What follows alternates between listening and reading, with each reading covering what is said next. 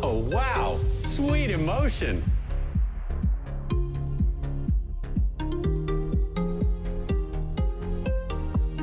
Now entering glory hole.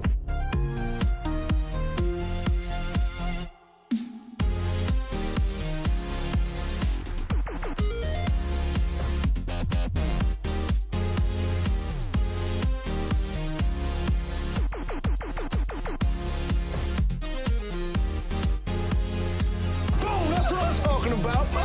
It's true, he was just talking about that.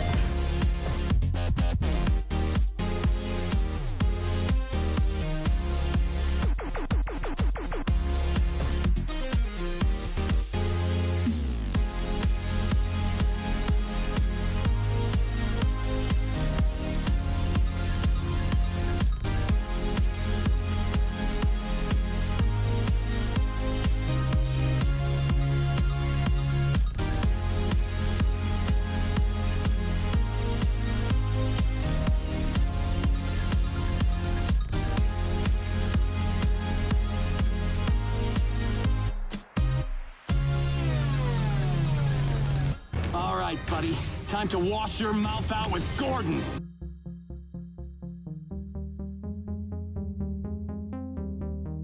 Let's go!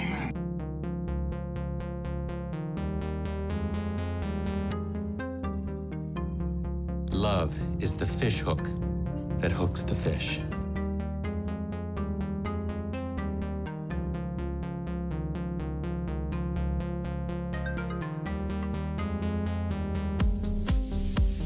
Now entering glory hole.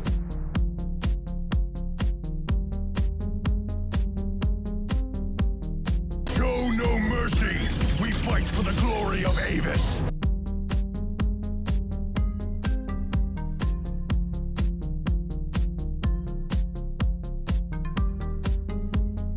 Challenger!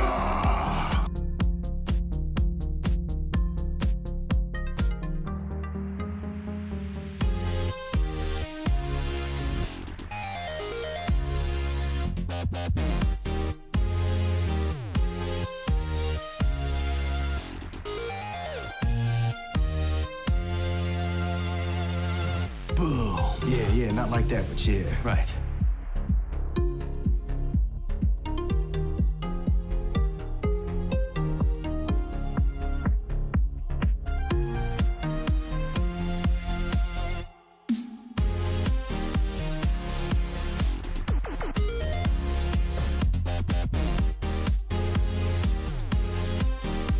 Boom, bitch!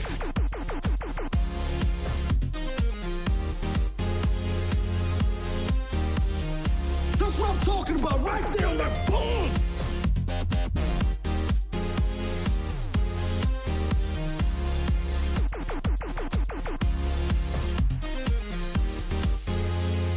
Challenger!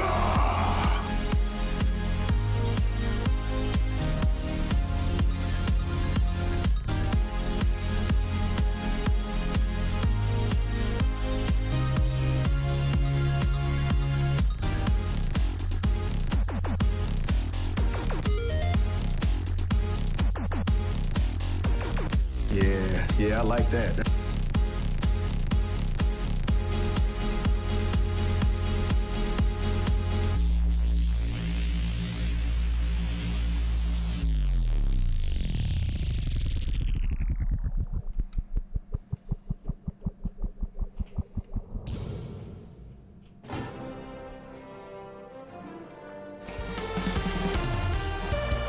Egotastic FunTime. Hey gang, I'm JP and welcome back to the Talking the Orville live pre-show SPLOSION. Tonight, we're going to have a great time celebrating an all-new episode of the Orville, airing just 1 hour from now, Sanctuary, where Captain Mercer and the crew learn that Mocklins aboard the ship are harboring a secret. In an episode directed by Jonathan Frakes, guest starring Marina Sirtis, Tony Todd, Ron Canada, Ted Danson, Kelly Wu, Victor Garber, and I was under the impression F. Murray Abraham was going to be making an appearance in this episode, but we'll have to wait and see on that one. Besides talking about tonight's all-new episode of the Orville with sneak peeks and behind-the-scenes pics, we'll also talk about when we can probably maybe hopefully expect an announcement for a season 3 renewal, when it might end up airing, and how many episodes we might be able to expect, with a conversation I just had the other night with the Orville's co-executive producer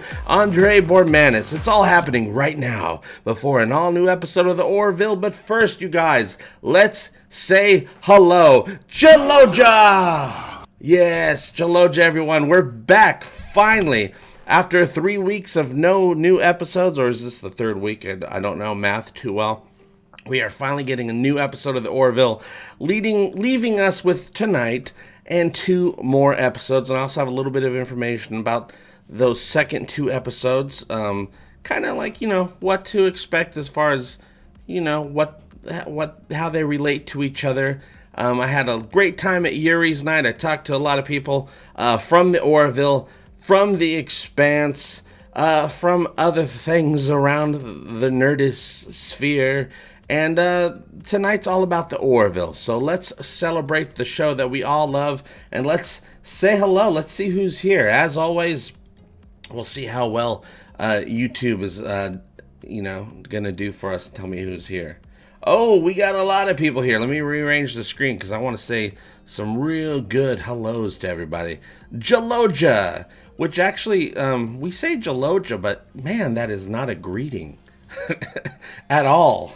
It's definitely a statement. But hey, Andrew, Halen, Astro, YYZ, Bill Ward, Berta Prey, Brian Smart, Brian Dawkins, Brian McMahon, Carissa Lee, Christina Corcross, Crochet Kitty, Dion Markgrave, DJC33, Dr. Scott Giles, Eccleston's Angel, Ensign Ricky, Felix Reinhardt, Fireside Chats, Frank Alfani, Galactic Dude, Geola, Herb Bluntman, Joey Rose, Joey Funda, Lady Jennifer Snow, Mr. Lon Delia's Groove Movies. I never get that right, but I'm glad to have you here, Mr. Groovy Movies. Nick Danger 420, Nikolai Krafilian, Opened Eyes Tim from BC, Paz McGraws. There's a lot of you here tonight. PH Mike Mick 5, Randy Davis, Rob Crawford, Robert Atkins, Robert J. Hamilton, Sean Marrero, Cheyenne, JP's #1 fan. Hey Cheyenne, Spaceman, Matt's Sci-Fi Vlog, Sylvia Laren, T-Bone, The Guru 18, The Spare Wheel, Tony Abrego, Tony 748748A, Wetu Rungi, Rohimbi 60, Zabi or Zabe, and Zixie. And there's actually more of you here popping in. Hello everybody, it's good to see you. Are you guys ready for an all-new episode of the Orville? Now this is Sanctuary, okay? This is Sanctuary. This is the 12th episode. We only have 2 more after that, and of course tonight's episode is directed by the incomparable #1 Jonathan Frakes. You guys, he directed Priya last season, which was an amazing episode. It was one of the first episodes that really got the Orville noticed amongst a wider audience, and well deserved, because such an amazing episode with Charlize Theron. Tonight's episode has a lot of guest stars. Marina Sirtis, come on, that's what we want, right? Marina Sirtis. And it's going to be a big episode. Apparently a lot of action, a lot of big sequences going on, and Seth MacFarlane is saying that this episode is going to be a game changer, just like Identity was a game changer. Yes, this is another game changer.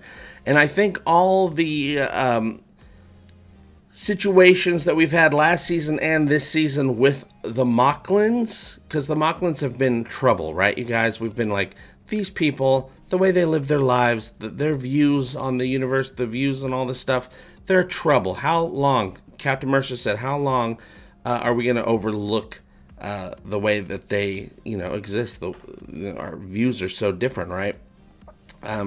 So it's finally going to come to a head, and I think, my theory is that there's going to be Mocklins on board the Orville that are seeking sanctuary, being that I believe they're going to be, if not just one Mocklin female, maybe there's a few, maybe there's some straight Mocklins looking for sanctuary to get off that planet, because anybody that deviates from Mocklin society just gets put in jail, right? We learned that. We know that female Mocklin from About a Girl last season, it was a great scene and all that stuff, but I guarantee you she was put in prison right after that. Lokar put in prison for being different, and I think that's what we're going to be dealing with this time. And I think the entire planetary union is going to be at risk. So I think we're going to be having all the admirals there because this is a big situation. I think we're going to have delegates from different planets. There's going to be a big meeting on what to do with the Mocklins, and we're going to look at the teaser trailer here in a minute, and there's going to be some quantum torpedo fire or something like that. It's purple. I think the color was changed for the trailers. I think in the episode it's going to be orangish yellowish, which is the Mocklin color, okay? And I think they changed it to throw us off. But I think we're going to war, or potentially going to war, with the Mocklins, which is bad news, you guys, because we're already at war with the Kalon. So what's going to happen there? I don't know.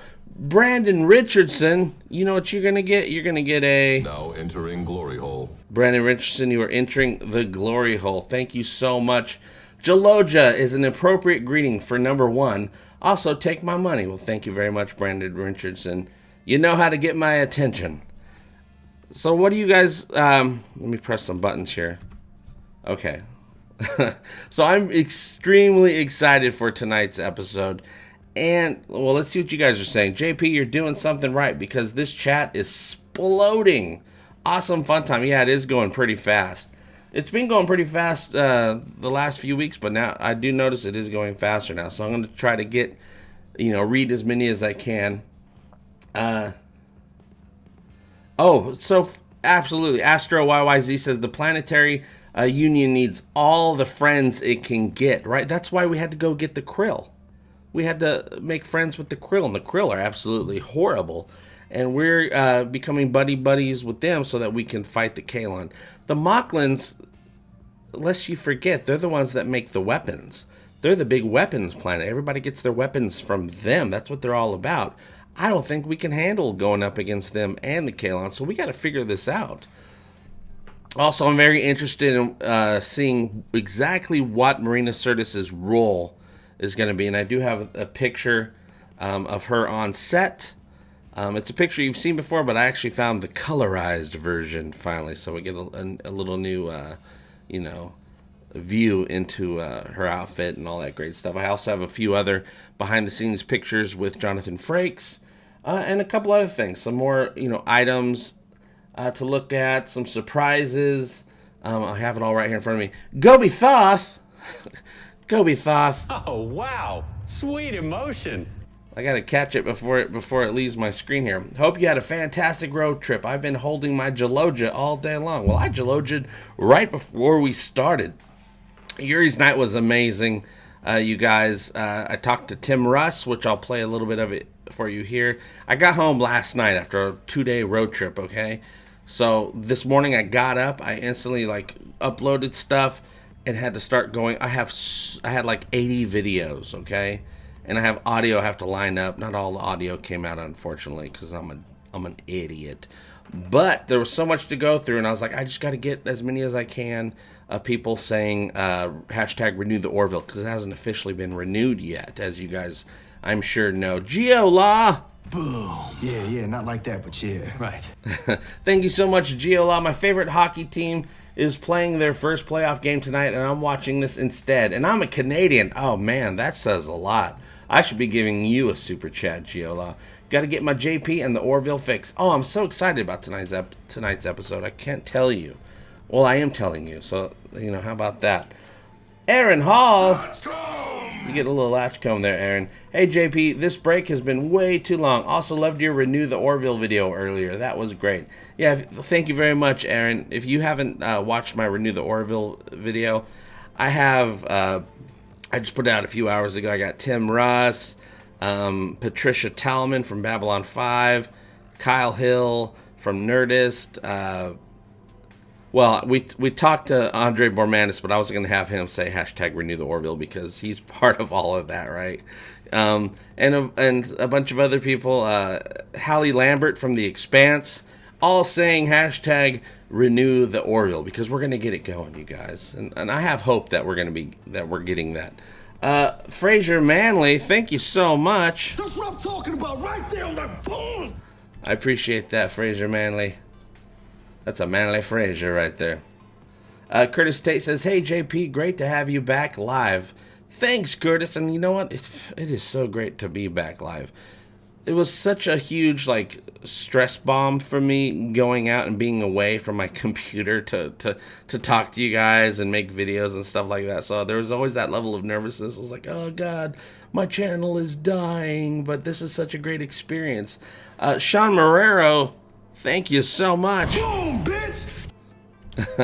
Sean Marrero says, JP, you are the best. Renew the Orville. Well, thank you very much. I'm very into getting the Orville renewed, you guys, because you know why it's important to me, but also I just love the show so much. I actually got Rod Roddenberry while he was in a tank submerged. We're doing a Q&A with Rod Roddenberry, producer on Star Trek Discovery, to give a huge thumbs up to the Orville. He talked about it. He went a little bit in depth. His conversations with Seth. I'll be putting all that stuff up in different places. There's so much footage, you guys, that, I'll be making, a little bit of a video here and then another video there, and then I'll be inserting full interviews because they went on a long time and a video can't go on that long. So I'll be putting stuff up on the Patreon just for the patrons, behind the scenes, full interviews, little tidbits on Twitter, the community page here on YouTube, all that great stuff. So the footage from Yuri's Night, I'll have a couple of official videos, highlights and summing things up, but I'll have content from all over the place, and I'll probably be talking about Yuri's Night a little bit throughout the rest of the year until the next Yuri's Night, because we're going to go again, and I'm hoping you guys, more of you guys can come out, because I did meet a few of you guys out there, which was really, really cool. People were coming up to me. They knew who I was, and I was like, what? I'm just an idiot. Why are you talking to me for? But I really appreciate it. It was really nice. It just made everything real, because it is real. Rebel Scum! Just a walk in the park, Kazansky. Yippee-ki-yay, mother flubber. That's a good old Yaffet thing. I can't hear my music. Is my music not playing? It better be playing. Let me check. Oh, well, we started it over. Brian Smart, thank you so much. Just a walk in the park, Kazansky. Oh, I just did that one, so we'll give you an extra. Chaloja to you, Brian Smart. Do you think that the incident with the accidental use of torpedoes against the Orville during the ship's upgrade will come into play this episode? I think if we go to have a battle with the Mocklins, which I really think is going to be the case, an act of war, yes, I think if anything, they're going to be using their torpedoes on us. And when they used it in that test with Lokar, with the deflectors, I think that was just a little teaser to let us know that, oh, dude, we can't handle their torpedoes. So that when they use their torpedoes coming up, it's going to be a big deal. Frank Alfani! Get you a latchcomb there. Hopping on the JP Express and showing some love. Thank you very much, Frank Alfani. It is very much appreciated, especially this whole week where I wasn't making any money.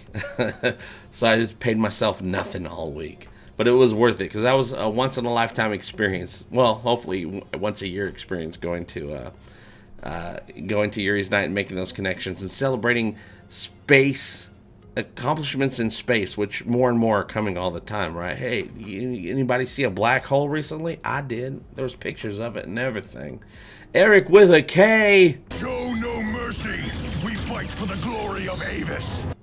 Hey JP, today is my birthday, number 48, and I'm giving you presents. What? Here's to a great episode tonight. Hashtag renew the Orville. Happy birthday, Eric with a K. Everybody, shower Eric with happy birthdayness. All the world is birthday cake. I hate this party. Okay, hold on. Let me get caught up here. Rick Rarick says, JP, you missed 2 highlighted comments. I'm sorry, things are going by so fast. Let me see if I can go back here and see if I can find them. Brian Smart, hey, again, thank you very much. Oh, Brian Smart had to get my attention because I missed it. I'll try to keep up with that, you guys. It's just really tough. But I'll try to do my best with those highlighted comments. Dan's man, let's get you a... Oh, wow. Sweet emotion. Have a beer on me, JP. You freaking rock. Collaboration with Nerdrotic. Maybe we are friendly with each other. I respect the hell out of Gary. I love his opinions on stuff. We don't agree on everything, but we do agree on a lot of stuff. We don't agree on everything, but that's the way I would prefer it. I don't like echo chambers, you know what I'm saying? I like people with their different opinions on stuff. Star Trek Discovery. Fishbird DD, you know what you're going to get? You're going to be part of the Egotastic A-Team. If they aren't battling the Mocklins, then who? At this point, I am so deadlocked on them battling the Mocklins, despite what the... Oh, we're going to watch the trailer here in just a minute, and I'll show you what I'm talking about. I'm dead set on them fighting the Mocklins. I'm pretty sure. It just makes sense. If the Mocklins are harboring a secret, then we're going to be in conflict with them. And I think there's going to be a huge Planetary Union meeting in this episode. That's why all the admirals are there. It's going to be a game changer. The fate of humanity is on the line. I do know that for sure with this episode. Jimmy, why? No, you get a little something extra. Let's see. Oh, classic. Hate your constant besmirching of Discovery, but appreciate your Orville loyalty. Can I get a boom, bitch? Oh, sure. Requests. Okay. Let's do this one. Boom, that's what I'm talking about. It's true, he was just talking about that. And a little extra. Boom, bitch. And actually, I just got caught up on Discovery last night. Of course, this is Orville night. I'm going to be concentrating on the Orville tomorrow, but I'm going to try to get as much of, because I have to do my car video. Hopefully I'll do that tonight or maybe early in the morning tomorrow for tonight's episode of the Orville. But actually, I got some nice things to say about the latest episode of Discovery, and I'll be doing that when I'm able to put that video together. Because I am also coming at Discovery in a new light start going forward. I'm still going to say all the things I don't like, but I'm going to try to talk a little bit more about the stuff that I do like, because there is stuff in there woven throughout. And actually, the latest episode, I did have stuff that I liked in it, and I'll be telling you guys what it is. Frank Tellez says JP has an albino Mocklin cameo. Heck yeah, I'd do it. Eccleston's Angel says, JP, are you feeling like a zombie? I'm actually pretty refreshed right now, but Saturday night on Yuri's night, I even left like an hour early. I was dead. I was so dead. I also shot a little bit of stuff. Not a lot, just a tiny bit at the Griffith Observatory the day before. Because, you know, it's all space and awesomeness. You know, that's where I bought my NASA shirt while I was there that I was wearing in today's video earlier. There's so much footage. I can't even... There's so much footage. I'm just going to have to start dumping it. I'll make videos from it, but all the extra stuff I'm just going to not dump, but put it together nice on the website, on Patreon, so Patrons will get some awesome, you know, behind the scenes stuff. Finally. Because I have a hard time getting behind the scenes stuff, because usually everything I film I just put up. Not this time. So you patrons are going to hopefully love it and see my fat face on your screens even more. Let's watch tonight's all-new episode, a preview. It's a very short preview. You know how the Orville does, you guys. But keep a lookout for the purple torpedoes. I'm pretty sure that they're just a little too purple, right? Pretty sure they were corrected to look. They're gonna be orange in the episode. I'm predicting. Here we go.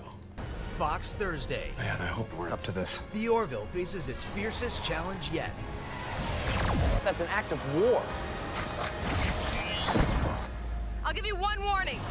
The Orville, all new. What? Thursday on Fox. Now, I don't know what's up with Kelly and Bortus down on that planet with their pew-pews, and I think we're going to be introduced to the new long-range rifles, Union rifles. That's what they're holding there. I'm not exactly sure who they're fighting. I would assume Mocklins, but I don't know. Maybe they had to go back to that weird... That kind of looked like that weird planet that they were on in Nothing Left on Earth Excepting Fishes. You know, Ed and Talea. No clue, though. It's just another space jungle. Okay, so we're going to find out tonight what's up with all that. Cheyenne, JP's #1 fan. Hey, JP. I'm so sorry I fell asleep watching this, and a family emergency has come up, so I gotta go. Love you. Bye-bye. Love you. Bye-bye, Cheyenne. I hope everything works out. Hope that family emergency just becomes a family gathering where you're all chatting and having a great time. Bring up the Orville. See if anyone wants to watch it. Samir Umran. Let's get you a... Egotastic FunTime. Excited for more pew-pews. Love you, JP. Thank you very much. Oh, I gotta get some pew-pew sounds up on this thing. Maybe one of you guys can help me out, but I'm eventually... See, I have everything key mapped in my computer, all the different sounds and stuff like that I'm doing. I'm going to see if there's an online or maybe a program I can download, a soundboard, where I can have like a real, you know, soundboard app on the screen.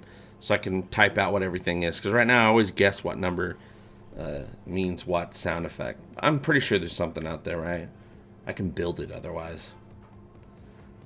Oh, I do need to hug the donkey. You can hug the donkey. Go be Thoth.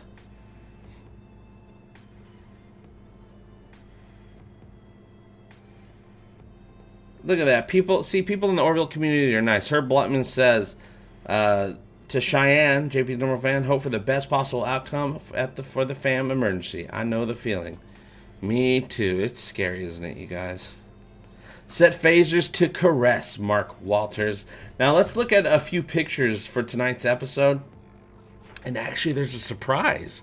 Just an hour ago when I was looking through the cast and all that stuff, there was a surprise cast member of somebody I actually know. And I'm like, what? What are they doing here? But we'll look at it here. Brandy and Kevin says, I could write you a program to drop it. Well, I'll look first and then we'll get together, Brandy and Kevin. And see what's needed, because there might just be something up there, something easy. But let's look at some pictures of tonight's episode, and then also some other behind-the-scenes pictures, just a little bit, from a couple different episodes. Nikolai Crafillian says, JP, can you add all the sounds in the HTML page and click them? Yeah, probably. I'm just hoping I can find a nice little free program. Herb Blutman says, thanks for the night. Your positivity is the best thing about your channel. Well, thanks, Herb. And that's actually something, because sometimes I go the other route where I'm not as positive as I'd like to be. And I'm going to try to do better at that, because that's what I want to be.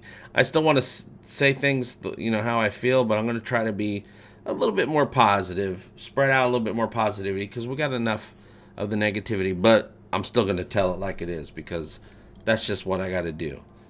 So tonight's episode, we've seen some of these a couple weeks ago when we did the last live show. So we have Ed, Ron Canada as Admiral Tucker, Victor Garber coming back as Admiral Halsey. We got who's that? That's Kelly Wu as Admiral Ozawa, and Ted Motherfo Danson as Admiral Perry. Now, I was under the impression F. Murray Abraham is supposed to be in this episode, Ruafo. I don't know if he's going to play an alien or what. But we're getting too old for this, Ruafo. Remember him from Insurrection. Tony Todd has also not been pictured yet. I'm not sure if he's playing a Mocklin. He might very well be playing a Mocklin, but it would be nice to see him out of makeup and playing an Admiral. And then, of course, Marina Sirtis, who we are not getting any pictures of. I do have one. See, here's what I'm saying. We're going to have some sort of meeting. I mean, there's waters, you guys. There's waters out for people. You got to have the waters. So there's a meeting. I don't know if these are Mocklins or not, but I know we're going to be flush with Mocklins in this episode. But also we're going to be seeing some other aliens as well. I also know there's going to be a Selean delegate in this episode, as well as some other alien delegates. So there's going to be a big old meeting. And I was under the impression also that a lot of this episode was filmed at the Disney Concert Hall in LA. So we'll see about that as well. Well, I'm sure it is. Now here's the Admirals again. This is that same scene that we saw before, but a different pose. Notice there's sunlight. What's up with that? Why is there sunlight in this room.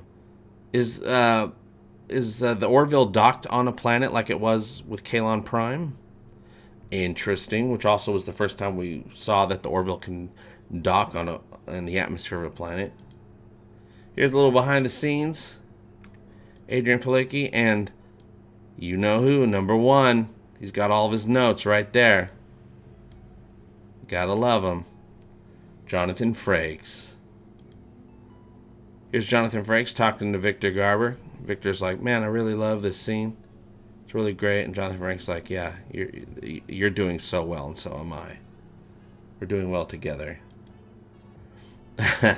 Here's John Kazar, co-executive producer. He directed Identity Parts 1 and 2. And then, of course, Jonathan Frakes. I think Lieutenant Broccoli came in, and they're doing the Three Musketeers program again, because look how short Jonathan is. And then here is the colorized version of Marina Sirtis on set. There's her outfit. I don't know who she's playing, okay, you guys? But perhaps she is the person running the sanctuary. I have no idea. Maybe she's a delegate. Maybe she's just some... I don't know who she's going to play. They're keeping it very secret. I do know that Seth MacFarlane did have a different role in mind at some point in the season for Marina Sirtis. But Jonathan Frakes suggested that she would be perfect for this role. And both Jonathan Frakes and Seth MacFarlane ended up texting Marina Sirtis at the exact same time to offer her that role, which is pretty funny. That's pretty good messages to get, don't you think? So here's this is released by the Orville, featured TPD. That one mission where Ed had to work with the admirals. So that's just a little thing they put out. And now this is Seth MacFarlane. He says, brand new episode of the Orville tonight. Yes, yes, yes. And yes, it's another game changer. So this is going to be an episode that changes everything, just like Identity changed everything. We're getting a lot of changes this season. There's Gordon looking for a place to Jaloja. Of course, this is from the episode Home, which I believe was filmed in Malibu. There's the beach right behind him there. This is, I believe, Claire's... We're just going to call it a tricorder. It's her medical scanning device that she holds to scan people, to figure out what's going on. This is from Identity Part 1. John Cassar lining up those Kalon for a shot there. I'm assuming this is inside the Kalon, that building where we met inside there. Be careful of that green screen. I might have to do something with that. This is a Mocklin. These are Mocklin daggers. I'm assuming these is the dagger that Clyden stabbed Bortus with, and I'm sure this is the one that was sticking out of his chest. I'm assuming. Got some Kalon just rocking out, Kalon style. Not rocking is impossible. Here's a scene from the, well, it's behind the scenes scene, still from Lasting Impressions. There's Leighton Meester, Gordon drawing. I feel like he's wearing a different shirt, so this might just be a practice run. They might just be practicing blocking or whatever. Here's a little bit of the food. I talked a little bit with Andre Bormanis about food on the ship and parties. He says most of this is plastic and fake. I'm sure it all is. This is a Krill hand cannon. It was just released. That's a Krill dagger. And then I think we're almost out here. Now here's another behind the scenes pic. This is blurred out. So I'm guessing this might be Marina Sirtis in the picture. And then making a cameo is Mark McLean Wilson.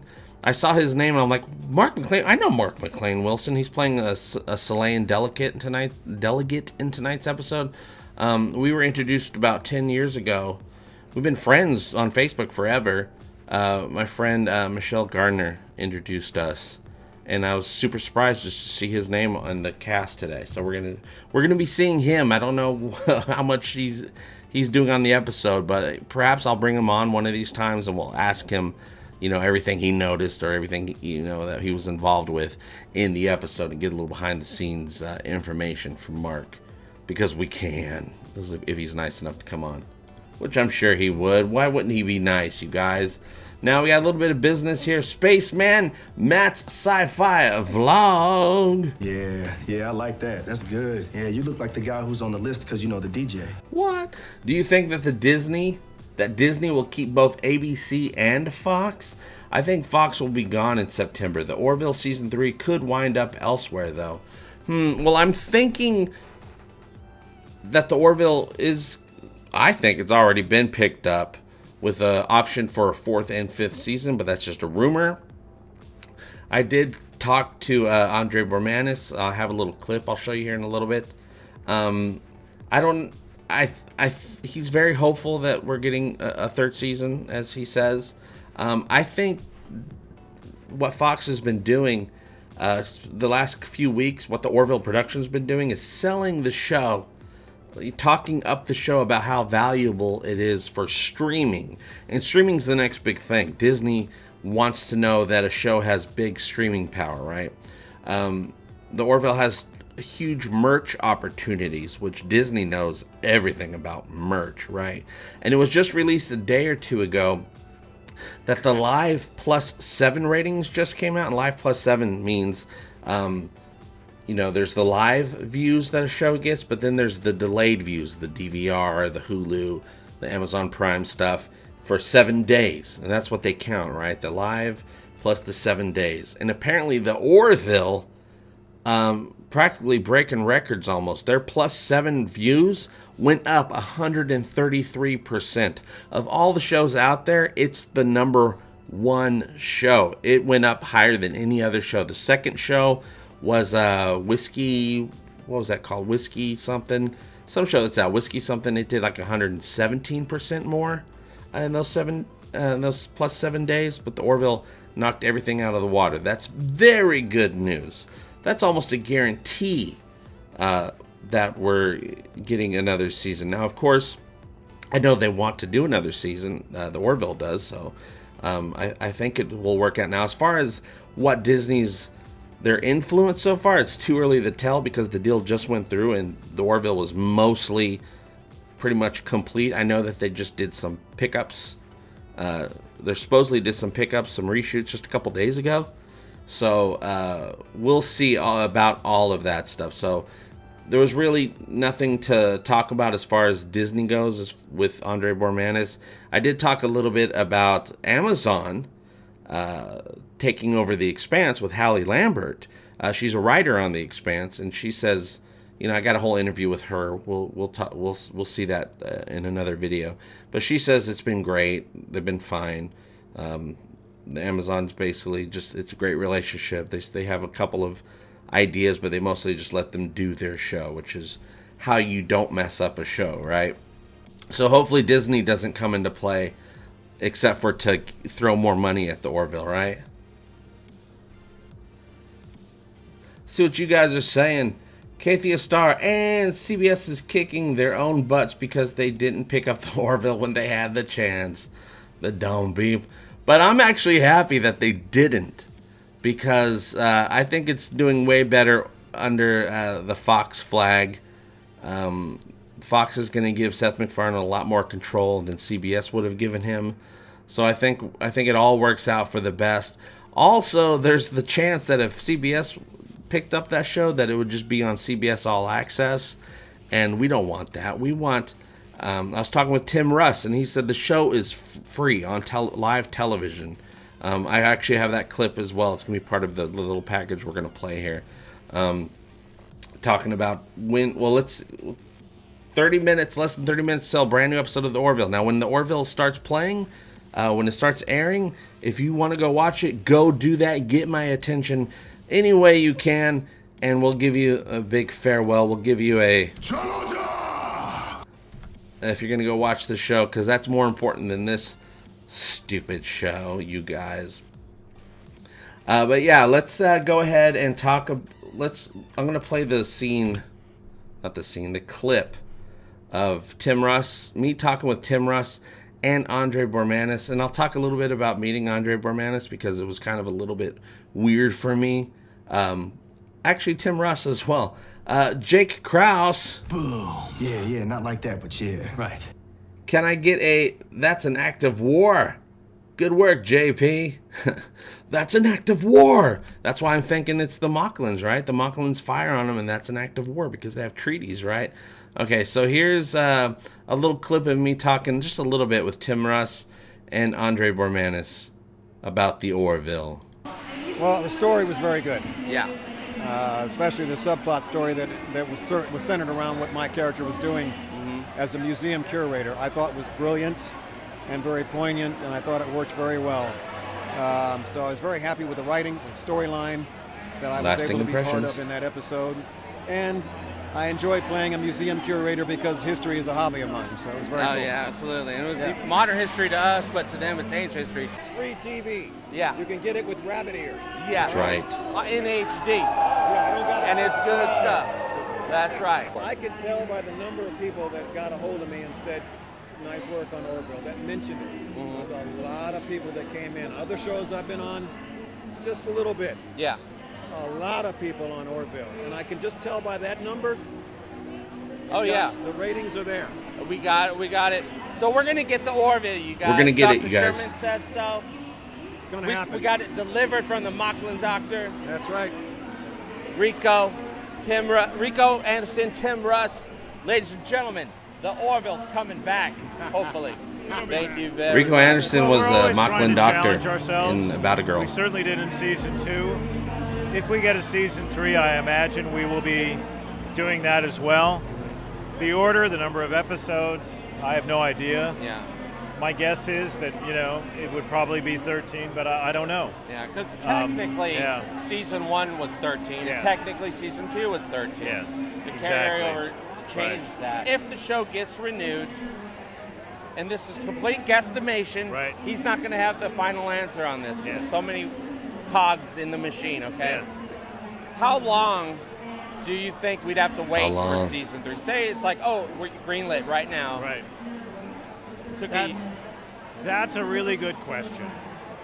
I would guess, not before later this year, but I really don't know. I hope the fans don't have to wait a year. What? That's the end of that. That's all I'm giving you guys right now. So yes, Tim Russ says he believes it's got to be renewed, okay? Because he says no. When this episode aired, he got so many people calling him, giving him kudos, and he says when he does other roles, he just gets a little bit of that. With the response that he got, he's like, I don't see any way it's not going to get renewed. It's too smart. His words and mine. And with Andre, he said he suspects 13 episodes because season 1 was 13 episodes, but they couldn't finish the effects for Primal Urges, and I actually got confirmation from him. It's like that's the reason it got delayed. There was nothing else. It was just they couldn't finish the effects. But I was completely surprised when he says if they do season 3, which they're going to do it, and he probably knows they're going to do it, that he would hope that it would be out by the end of the year. And I was like, oh God, this year is that year, so that means we'll get more Orville this year, hopefully, if things don't get in the way. Paul Purdy! Love is the fish hook that hooks the fish. Paul, you're so purty. I appreciate that. Thank you so much. And Gobi Thoth. That's what I'm talking about right there on that board. Stupid nerds of the world, unite and take over. Oh, we're doing it with the Orville, you guys. Now, when I went to Yuri's night, I was looking all over the place for Orville cosplay. I was the closest thing there was that I saw. I had my Orville Motorcycle Club vest on, and but there was tons of Star Trek cosplay and a bunch of Star Wars cosplay too. So it was very nice to see. I actually have an interview, a quick little interview about Discovery I did with one of you guys, an Egopanion, Orlando. Shout out to Orlando, and he was talking about his thoughts on Discovery, and he was cosplaying as Chakotay, so that was pretty badass. Kevin Scott, 76. Egotastic FunTimes. People like Star Wars. Glad you're back, JP. By the way, Israel had a moon landing attempt today. No joke. Oh, was that the launch that they did today? Israel was trying to do a moon landing? Oh, I'll have to check into that. Astro YYZ says, I love that Tim Russ is also a big astronomy nerd. We were talking about telescopes at a convention once. Yeah, I was, oh man, you guys, my air conditioning came on. I forgot to turn it off. Dang it, now it's going to be all loud.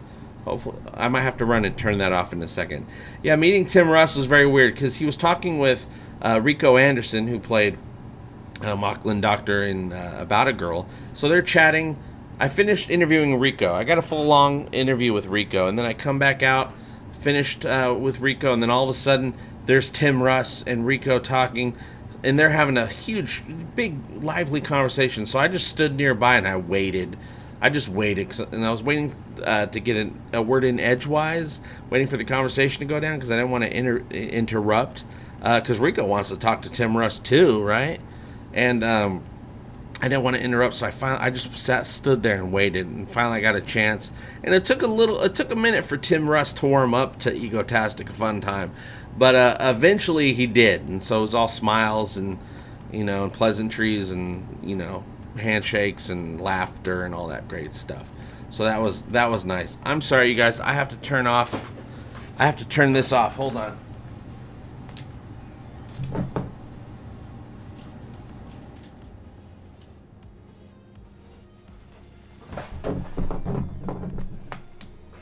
Technical difficulties. What you gonna do? I didn't even think it was warm enough today for that to kick on. What you gonna do? The Ego Studio isn't fully, you know, isn't that great right now, but eventually we'll get there. Eccleston's Angel says, if I ever met Mark Jackson, I'd probably giggle and pass out. Me too. Speaking of Mark Jackson, who plays Isaac on the show. Okay, Isaac has gotten, you know, no screen time the last couple episodes after Identity. Is he finally going to be allowed to have a little bit more to do tonight? I certainly hope so, because I've forgiven Isaac. I don't know about you guys, but you can let me know what you think about Isaac. He's my cuddly little robot muffin again. I have nothing against him. All's forgiven, Isaac. Frank Alfani says, you didn't have to do that, dude. Your comfort is our comfort. Well, thank you, Frank. But no, I'm completely comfortable. I just didn't. That's why I didn't even think the air conditioner was going to come on, because I didn't realize I had it on. Rob Crawford has forgiven Isaac. Larry Peterson, JP's air is an open fridge door. That's right. No, I have an awesome AC in my apartment, but it's loud as F. When it starts getting warmer and I'm recording something, I have to turn it off, right? And man, every minute that I'm recording, it gets 2 degrees warmer. It's by the end of the video, I'm sweating. It's actually torture. So I'm hoping in a couple months to find a new apartment. I think I have a lead on one. I'm just waiting to see if it's going to be open, but it's going to be much bigger. I found a good deal on a much bigger apartment, closer to where I want to be, you guys. Axonar Comics says, sounded like you were on a spaceship. Yeah, I know, it just sounded like a spaceship engine. Kathia Star says, have we forgiven Isaac? Daryl Kate says, hell no, F Isaac. Poor Isaac. Can't say that you don't deserve the hate, Isaac. Eccleston's Angel, I miss Isaac. Please come back. Yeah, I hope they bring him back. Give us the opportunity to forgive him by, you know, we got a couple weeks without him, so we could cool down a little bit. And then, you know, start, you know, bring him back, do some funny stuff, some little fun robot stuff where he doesn't get it. And it'll be awesome.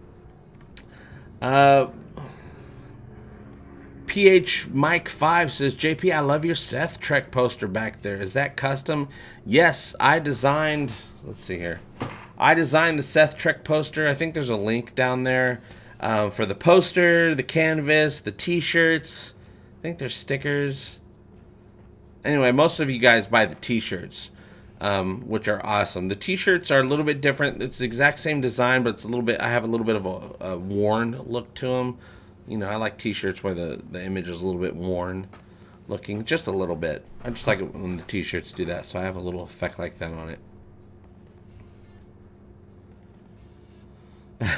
Larry Peterson, JP, just tell your mom to shut off the air upstairs.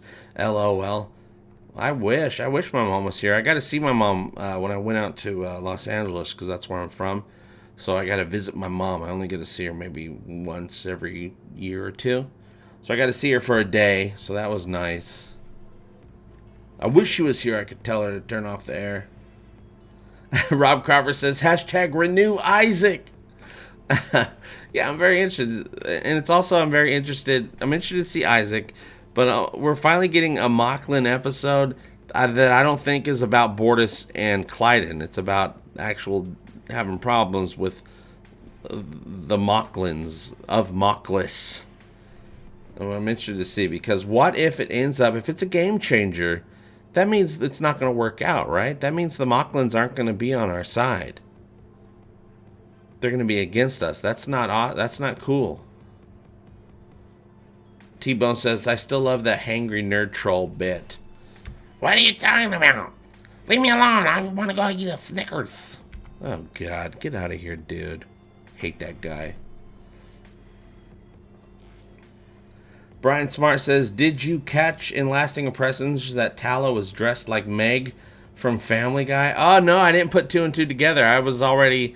I posted it, I think, on the community page. There was a picture of Captain Marvel comic that had a character in it dressed exactly like Tala in that episode.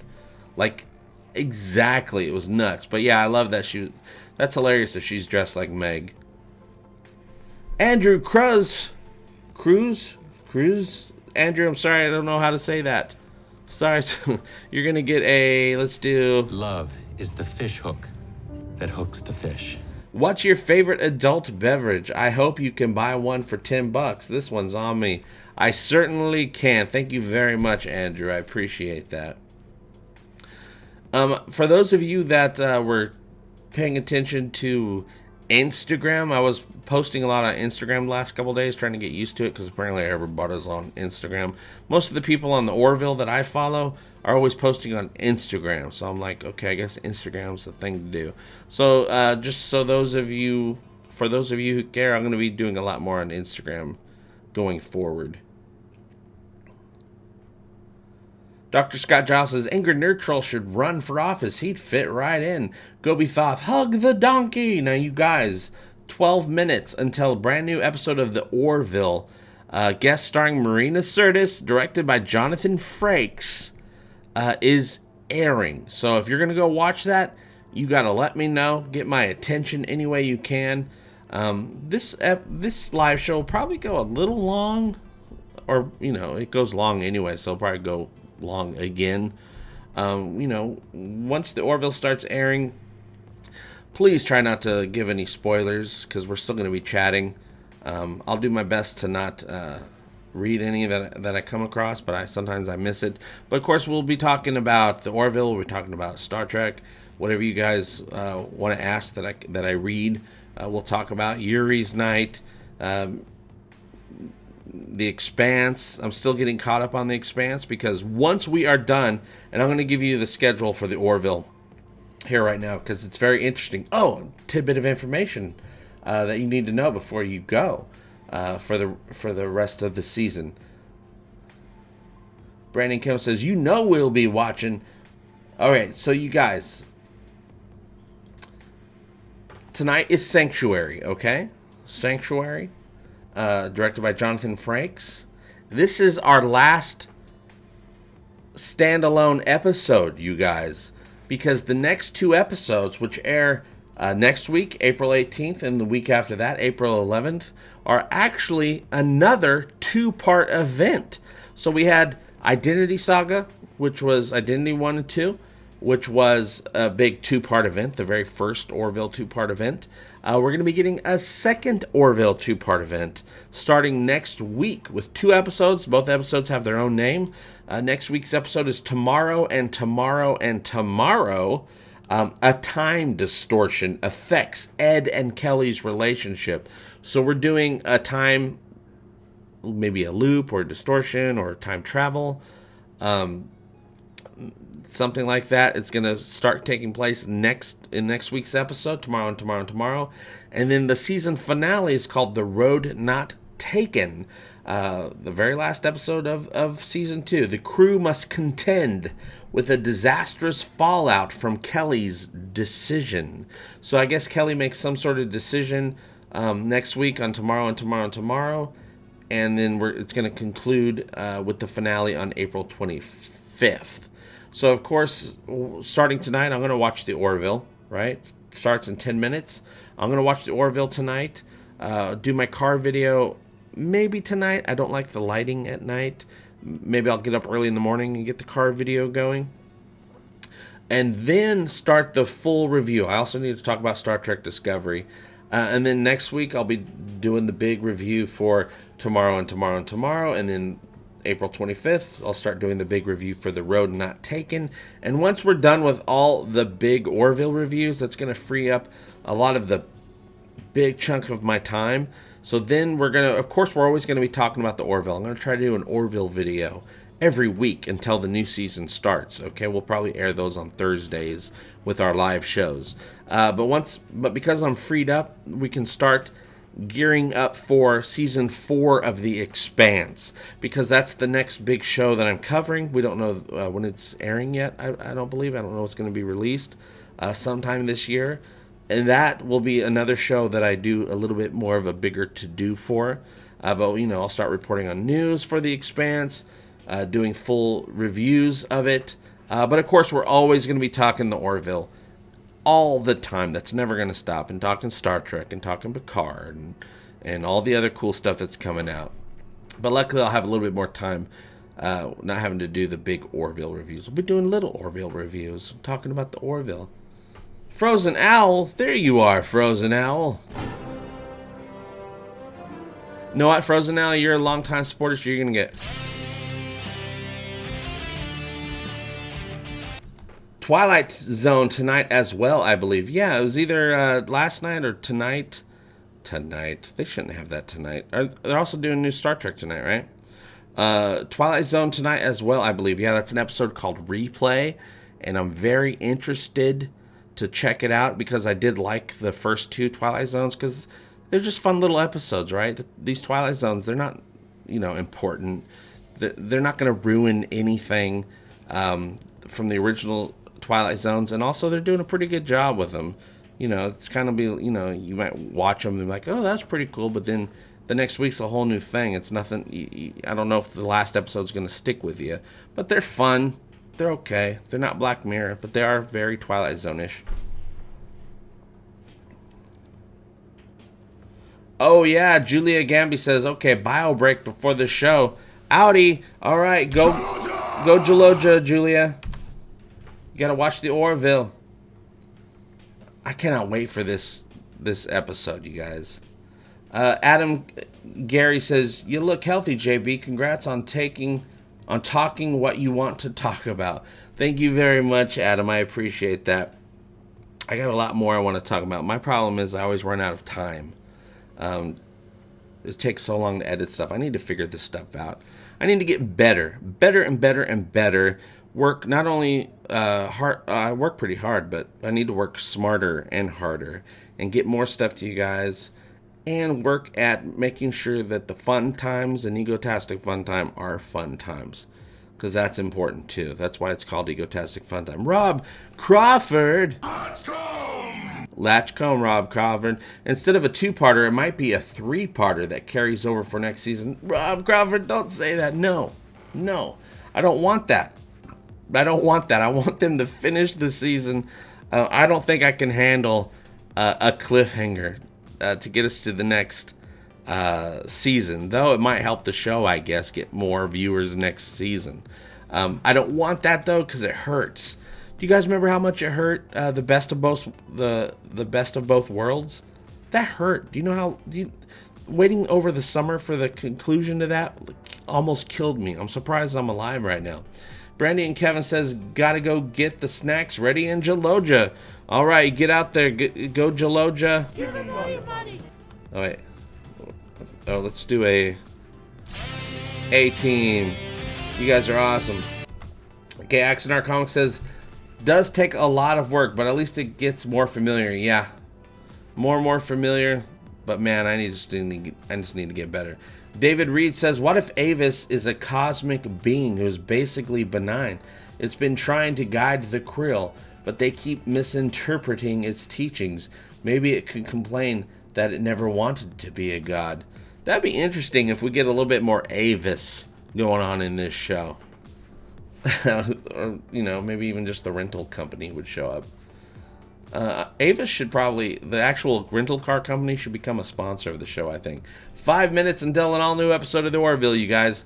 Sean Marrero says, hey, bro, I cannot wait either for this episode. I was lost without it the past 2 weeks. I got to watch the Orville, brother. All right, soon. Bye, bro. All right, go. Love you. Bye-bye, Sean Marrero. Go watch the show.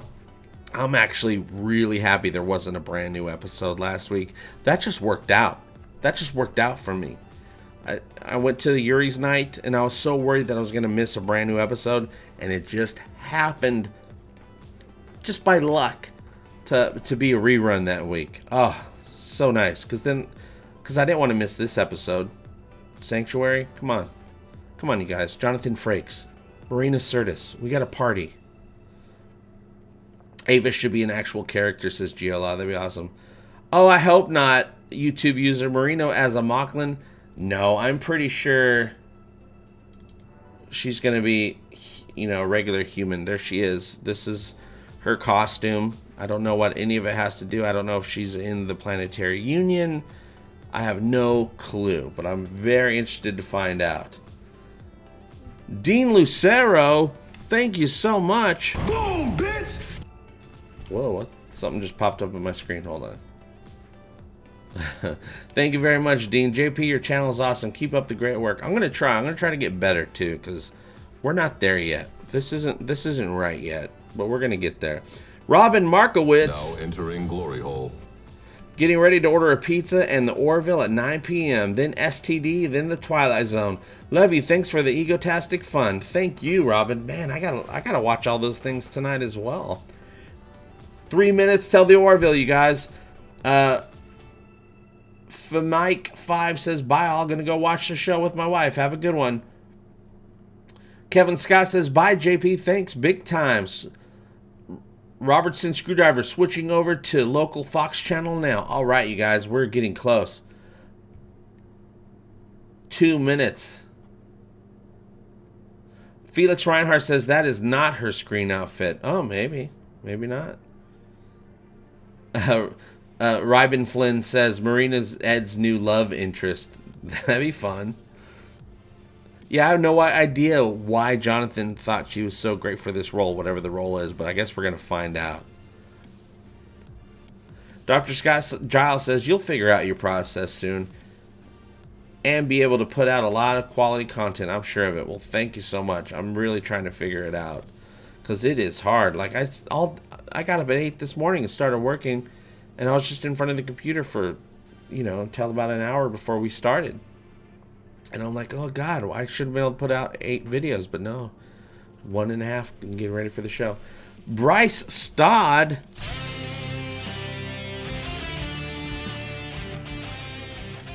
Michael Burnham still hasn't worn the time suit yet. Do you think tonight is the night? Actually, who cares? All that, Bryce. All those things you just said. Maybe. I'm actually very interested to see what happens tonight on Star Trek Discovery. We're actually going to be on the Enterprise tonight. They're abandoning ship finally, and I want to do a whole episode. I got a lot of theories about STD, but probably should wait a few more minutes. I want to get all the Orville we can up in this BEEYATCH. What else did I want to say? I think I said it all. Oh, as far as when we might get the news that the Orville is getting renewed, the Fox upfronts, I covered it last year. Not covered it, but I talked about it last year. The Fox upfronts, or just upfronts in the industry, is when channels and production companies, all that stuff, they go to these events to try to get investors to invest in their shows. Last year, the Orville went and had a big to-do. I think they showed, I can't remember all the stuff they put out, but they put out a lot of stuff to get investors, and apparently it worked. They're going to be, the season finale is April 25th, okay? 2 weeks later is the Fox upfronts. And Fox is going to be there trying to get investors for their new show, or for their shows, the Orville being one of those shows. And I think if they don't announce it by April 25th, that it'll be between that time, because on May 13th or 14th, when the Fox upfronts happen in New York City at the Beacon Theater, the Orville, if they're doing a new season, which I believe totally that they are, they'll probably have announcements for that third season, like what they expect to happen, what they're going to do, the changes that they plan on making, things to expect. So expect a big announcement around that time. Whatever happens at the upfronts, I'm going to be talking about it here on the channel. We'll do a whole episode about it, and whatever information comes out from that, I'll be passing on to you guys. Aaron Hall, okay, JP, showtime. Love ya. Bye-bye. All right, Aaron, go watch the show. YouTube user, it's on. Sweetness. Bye, JP and everyone. Frozen out. Yeah, no show worth the crap does 22 episodes anymore. That really is true. And also, if you think about it, shows are so freaking expensive now, right? Herb Lutman says, bring in more Rhonda. Who else likes Rhonda? She's no Yoko, LOL. No, she's better than Yoko. Though Yoko is an amazing artist, if you guys don't follow what else she does. Rhonda's at home getting stuff done. Because she was gone for a week too. Maybe she's watching tonight. I don't know. Sometimes she watches. But yeah, we'll do some more stuff with Rhonda. She's my partner in crime. She's been my partner in crime for a very long time. Phil Harwell, thank you so much. Let's see what we got here. Let's see. I don't think I've pressed this one yet. Just a walk in the park. I have, but not in a while. Phil Harwell, thank you so much. Eccleston's Angel. Oops. All right, buddy. Time to wash your mouth out with Gordon. JP, have you gone to NASA's website to see the new spaceship? It's called the IXS Enterprise. Ooh, no, but I'm going to have to. And it runs on a type of warp technology. It's wicked. Warp technology? What you talking about, Eccleston's Angel? Warp technology. I'm going to have to check that out. Darkstar57, ciao, JP, watching the show. Go do that. If you don't have time to even say goodbye, just go watch the show. I understand. Mr. Bellamy, okay, then 21 episodes. A new security officer every season. Speaking of new security officer, I was talking with Patricia Talman from Babylon 5, who, by the way, is my new favorite human. She was absolutely a pleasure talking to at Erie's night. And she does, you know, she was on Babylon 5. She's done some work on Star Trek. She's a stunt woman. She does stunt work. She also has this amazing new venture that she's part of now. I'm going to do a advertisement for it for one of my later videos. I can't remember what it's called. It's like Quest something, where she plans these big vacations, right? And you pay for the package, and she plans it down to a T, and it's all nerd vacations. So, like, you'll go to England, and she's just going to 2 weeks of just showing you everything having to do with Harry Potter or whatever. The next one coming up towards the end of the year is New Zealand. It's going to be a big Lord of the Rings nerd vacation, and she's going to, you know, show you everything. The Shire. You're going to walk, you know, you're going to go to Mount Doom and personal this, personal that, food, all that great stuff. We'll talk about that more later. But she was amazing, and I was, the whole time I was talking to her, I kept saying, you know what, you got, you know, the experience, you're part of the nerdosphere with Star Trek, Babylon 5, you'd be perfect as a guest star on the Orville as a Salean security guard or something. So she'd be great. Hashtag renew Pat Talman. She is amazing. Dean Lucero, bye JP. Gotta go pick up the kids from rehearsal, then watch the Orville, Star Trek, and Twilight Zone. Dean, I'm also going to be watching all those things, but you can have the kids. You go ahead and do that. But I'll be watching those shows tonight as well. Herb Blutman says, Seth knows he can't churn out 22 episodes per year of the Orville at the quality he wants, and we, the fans, will enjoy. I'm happy with the short season format of the show. It leaves me wanting more. Yeah, I mean, if they did 22 episodes, I'd love it, but I just know it's not feasibly possible. And one of the things I talked with in the full interview with Andre Bormanis was, does he think that Seth will ever give up a little bit of the reins a tiny bit as far as writing goes and let more people write episodes? And he says he didn't know. He says he does so much, and we know Seth does so much. He writes half or more than half of all the episodes, which, God, just think about how long that takes, right? And I actually don't know who wrote tonight's episode. I would think that Seth would write an episode and then have Jonathan Frakes direct it, right? So perhaps Seth wrote the episode. We're gonna find out some of you are probably finding out right now as the credits roll, the opening credits.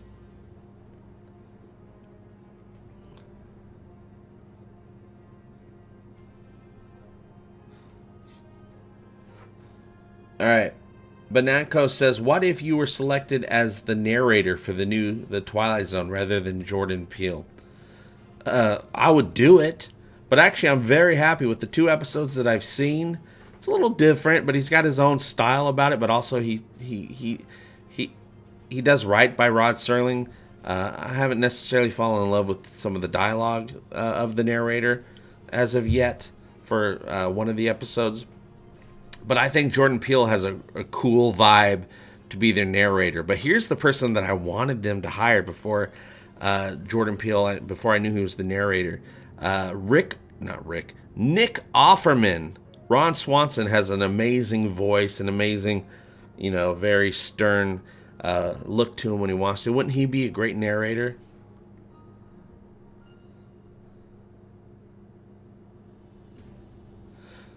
Star Trek nitpickers. Then again, Frakes could be trusted to fix a problematic episode. That's true. Frakes is pretty great, but Frakes says he's very excited about this episode because, he loved doing that pre-episode last season, but this episode, he says, is big. It's got big stuff going on. They spend a lot of time on an alien world, he said, and he says this is going to be more fun because of how big and epic the episode is. So I'm very excited to see what that all means as far as epicness goes. Because Identity, Part 1 and 2 are pretty damn epic. Now, I know we're not going to be beating those 2 episodes, so, if this takes 3rd place, that's a pretty good place. That says a lot.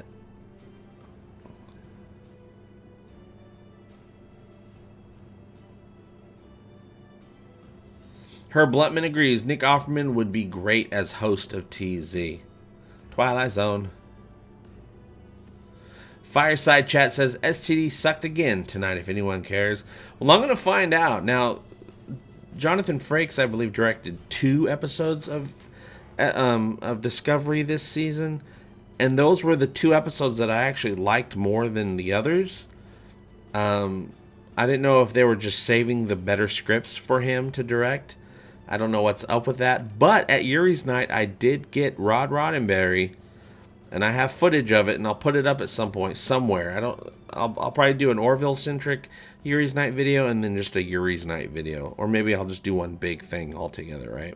Because the whole time I was at Yuri's Night, I was representing the Orville as best I could the entire time.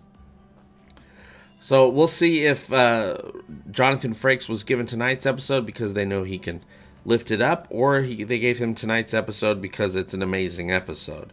Which, come on, it's probably going to be a pretty amazing episode.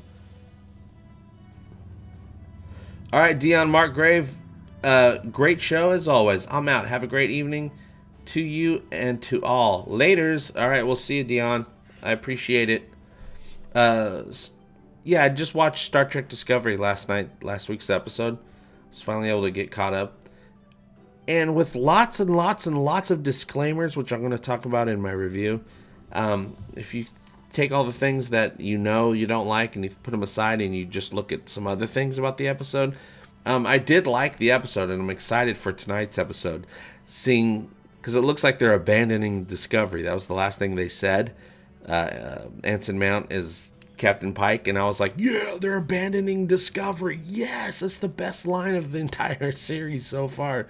And I'm wondering if that has anything to do with the short trek Calypso, because the ship was abandoned, right? Discovery was abandoned in Calypso. It was off somewhere. It's been abandoned for like 1,000 years. The dude, I can't remember his name. The dude shows up on the ship.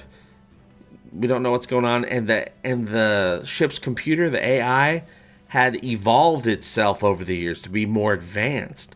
So my theory is, at the very top of the episode from last week, they said that the information from the sphere can neither be removed or deleted from Discovery. So they're like, well, we got to destroy the ship. And the other option was maybe put it through a wormhole, which is what they wanted to do with the suit. If they uploaded all the information, but they can't get the information off the ship. So what if they send Discovery? They abandon Discovery, send it through a wormhole, and then it ends up, because it has the sphere information, it evolves itself. The AI evolves itself into that AI from that episode because it has the information.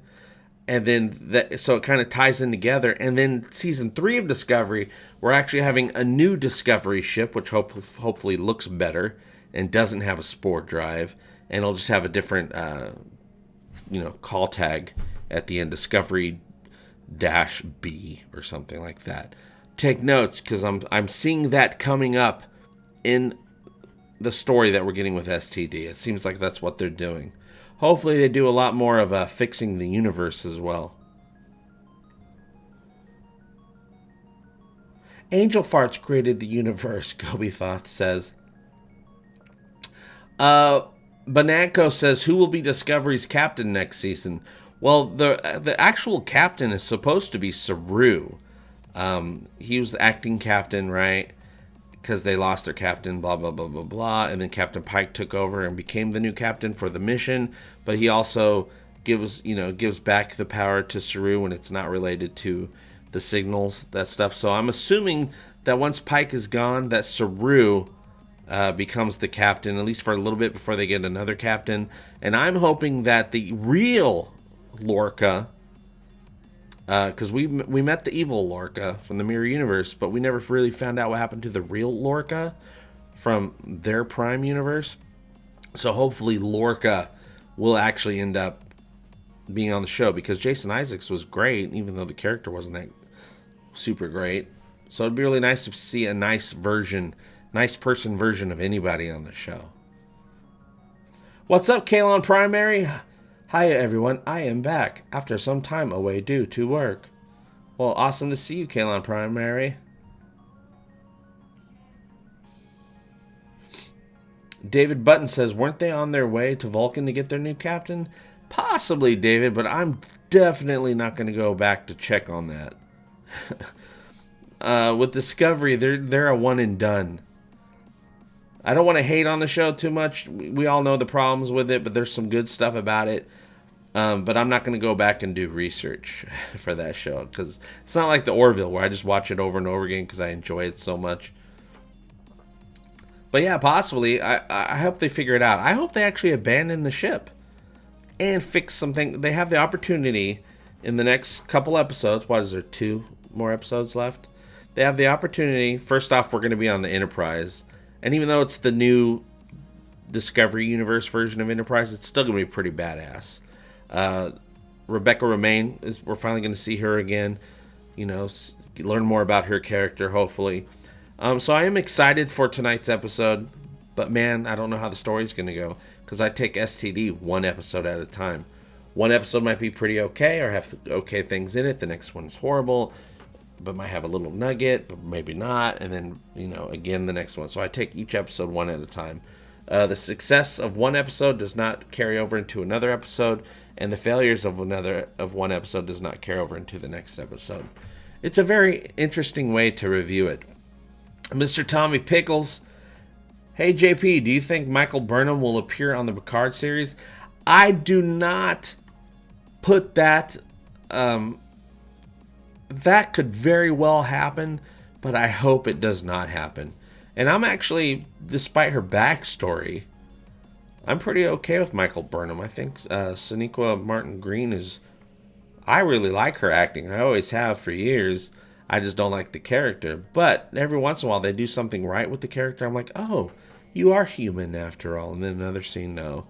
I'm actually really liking Spock now that he's normal. I can deal with more Spock, as long as he's not rude or mentally ill or harboring, you know, holding on to a grudge Spock. He's pretty decent otherwise. Rob Crawford, love the Orville binge thingy. Man, we should binge watch the Orville live at some point. I just don't know how to do that because I cannot show episodes on the screen. So I don't know if I'm like, okay, ready, and everyone press play. Here we go. Boop. And then we just watch it. I don't know how that's going to work. Dr. Scott Giles says, I have a bad feeling about the Picard series. I'm hoping I'm wrong. I have a bad feeling, but I also have hope. There's some great things going towards it, as well as we know what's going against it. Is a company that doesn't seem really into uplifting the real message of Star Trek, the utopian future. I would really, every time I watch Star Trek Discovery, even if it's something I like, something I hate, whatever it is, I'm always like, even when it's something I like going on the screen, I'm like, still not utopian future Star Trek, and I really miss utopian future Star Trek. I think I'll go watch the Orville. Robert Brinkman. Yeah, I like that. That's good. Yeah, you look like the guy who's on the list because you know the DJ. Still missing your dark humor, bro. That's what made me subscribe in the first place. Jaloja! Jaloja! Oh, dark humor is not going to be going anywhere. I'll be getting that out there. I just got to make sure I'm always being smarter. Rob Crawford says, how about audio of the Orville? Yeah, I could do that. I could totally do that. I'd probably have it where it's, you know, you might hear it in the microphone a little bit, and I'll have it on the screen. We could do something like that, but also I wouldn't want it to. It's just hard because none of us will be able to line up the video, right?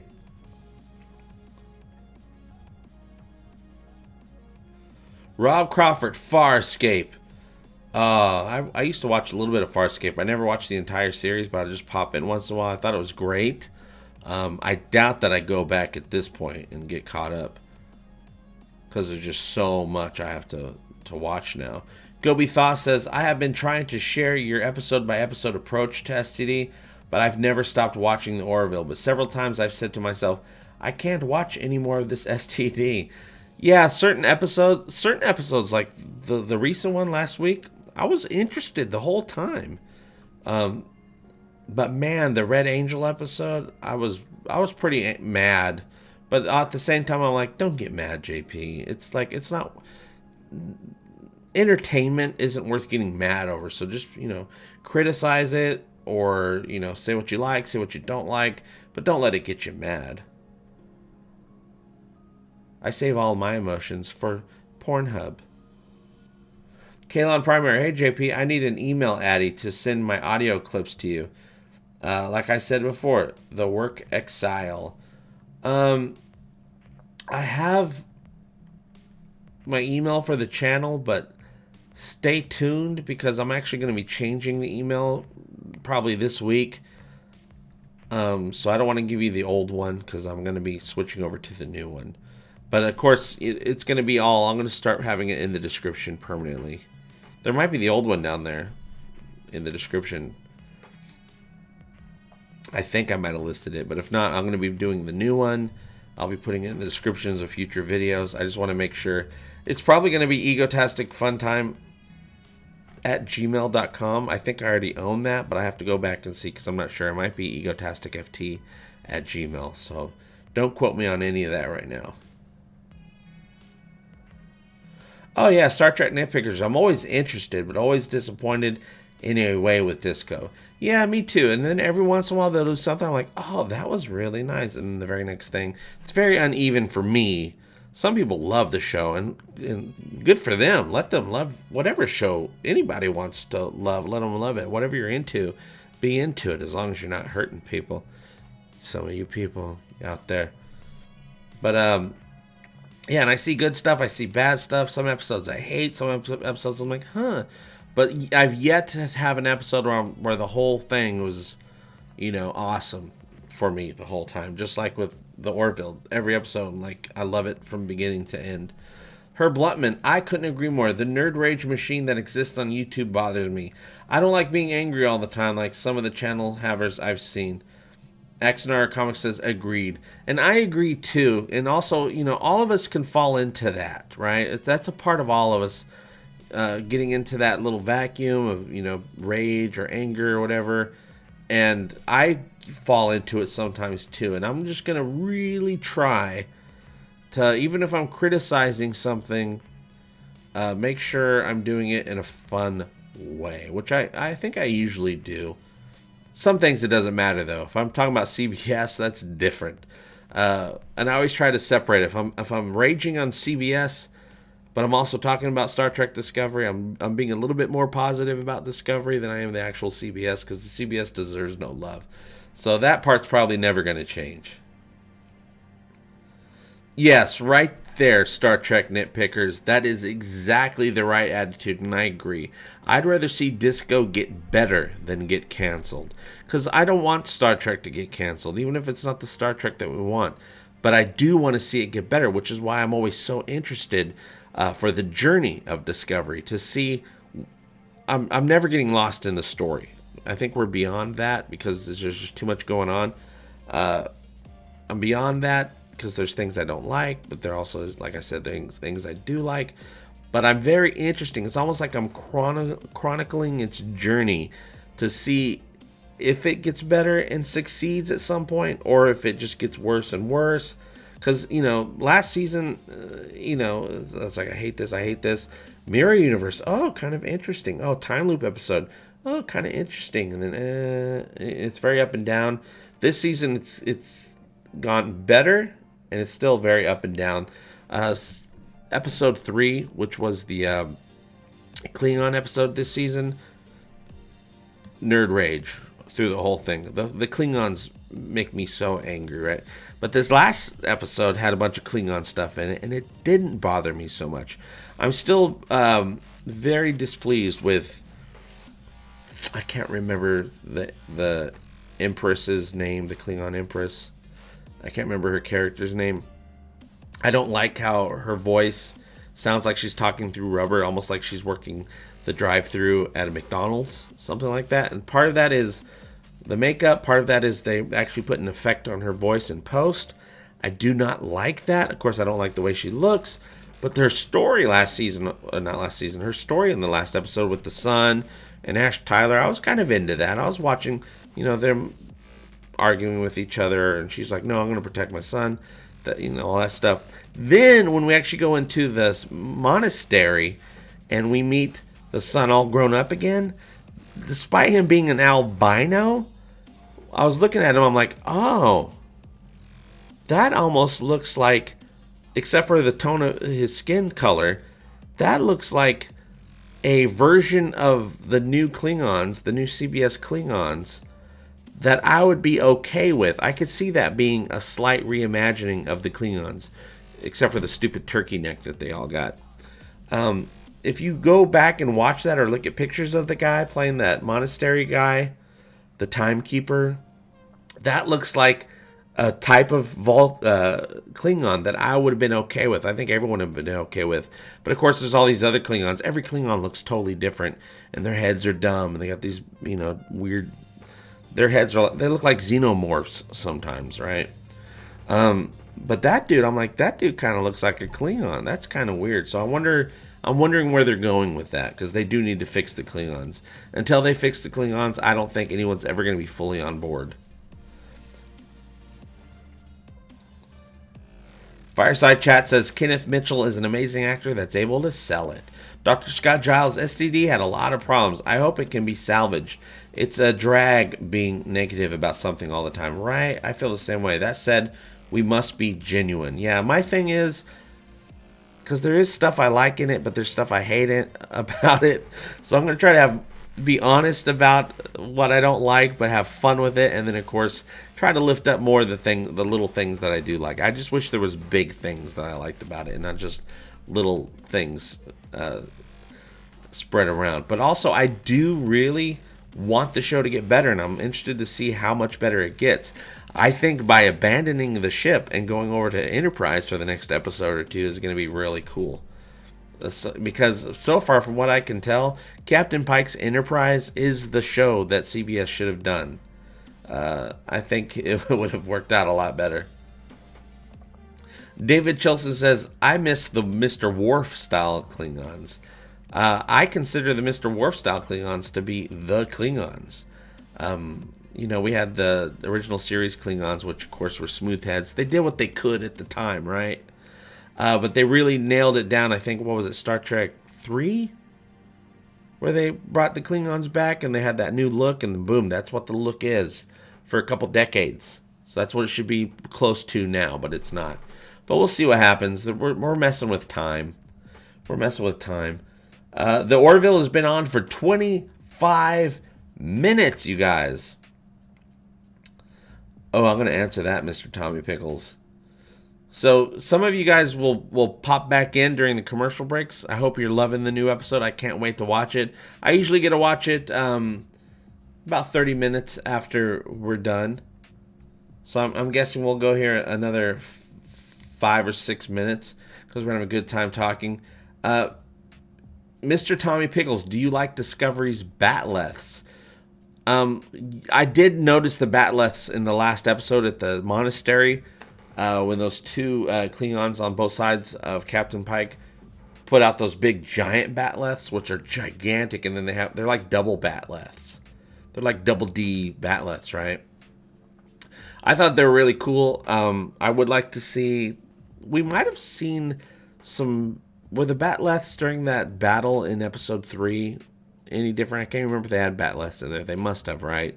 But these were big. These monastery Batleths were huge and very scary. So hopefully we see some regular Batleths for regular battle.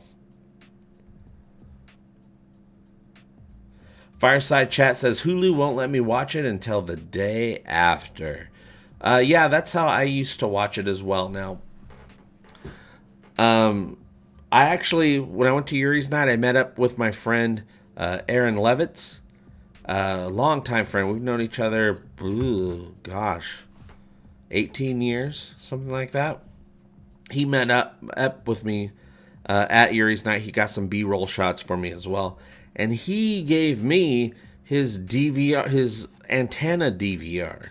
So now I can start DVRing the Orville from the antenna and whatever else comes on antenna if I want to watch it the same night and talk about it. So I didn't have time to put it on today, but I'll have the Orville to watch.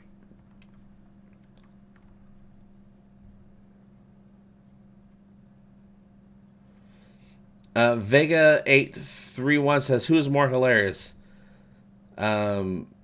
Teal from Stargate or Bortus? TLC? That's that one dude, right? The guy with the Egyptian dude that's all serious.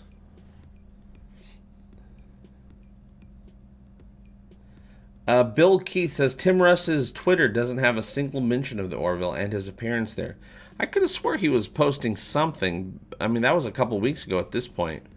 But I remember him saying something. Also, he responded to me once, like a month ago, saying, oh, I think my appearance is going to be on this date or that date.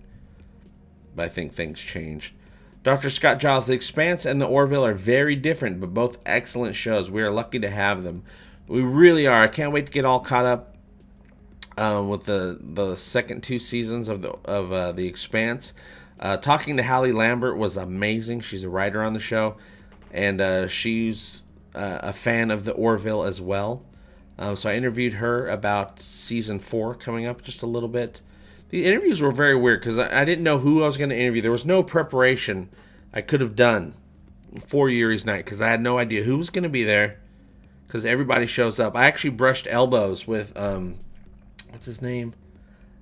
Cass Anvar, who plays Kamal on The Expanse. He's the pilot on The Expanse. I brushed elbows with him twice, but both times I wasn't ready to film at that point, and also he was just walking by, and I walked right by him, and I'm like, oh god, that's the guy from The Expanse, but I forgot everything. I forgot his character's name, I forgot his name, so I was like, oh no, you're gone. And then the second time I ran into him, I didn't have my equipment on me.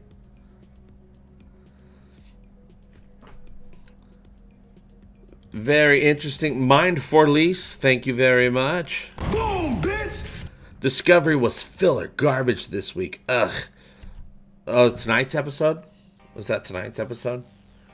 I haven't watched that yet. Last week's episode, I think one reason I liked it is because it just calmed down with everything. It was just character stuff going on, which I've actually prefer a little bit with Discovery. Is like, get these people talking with each other and, you know, enough of this drama all the time. So that was, I kind of like that. I kind of like Saru and, you know, Michael talking. Jet Reno, I think, was better served. Her character was better served last week's episode than she was in all the previous couple episodes she was in. I really didn't care for her, but she made a lot more sense to me last week. But we'll see what happens tonight, because like I said, I'll do one episode at a time. If tonight's not cool and last week's is, well, you're gonna find out about it. Hey, the Popcast, what are you guys doing? The Popcast, welcome back, JP. Well, thank you very much, Popcast. I appreciate that. How did your guys' live show go tonight? Wow, I can't even believe I'm still streaming. Okay, let's see. It's 8:31. Let's see how we're doing. We're doing well. You guys are chatting, and I guess as long as we're chatting, we might as well stay on a little bit longer. Now, I haven't read up on it yet, but of course, because a story just came out about it, but I haven't had time to read it because I've been gone. But like, as we all know, the Orville's coming out with a comic book this summer. Now, of course, why would they come out with a comic book if they're not getting renewed, right?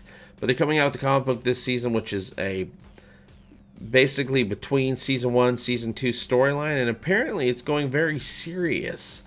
I haven't read the story yet, but apparently, excuse me, I'm sorry, I'm just gonna choke. Hold on. The comic book story, which is going to have Alara in it, is apparently very serious, not as jokey, and that makes sense to me, because the Orville does drama really well, does serious situations really well, but we love the comedy. That's what makes it its own thing.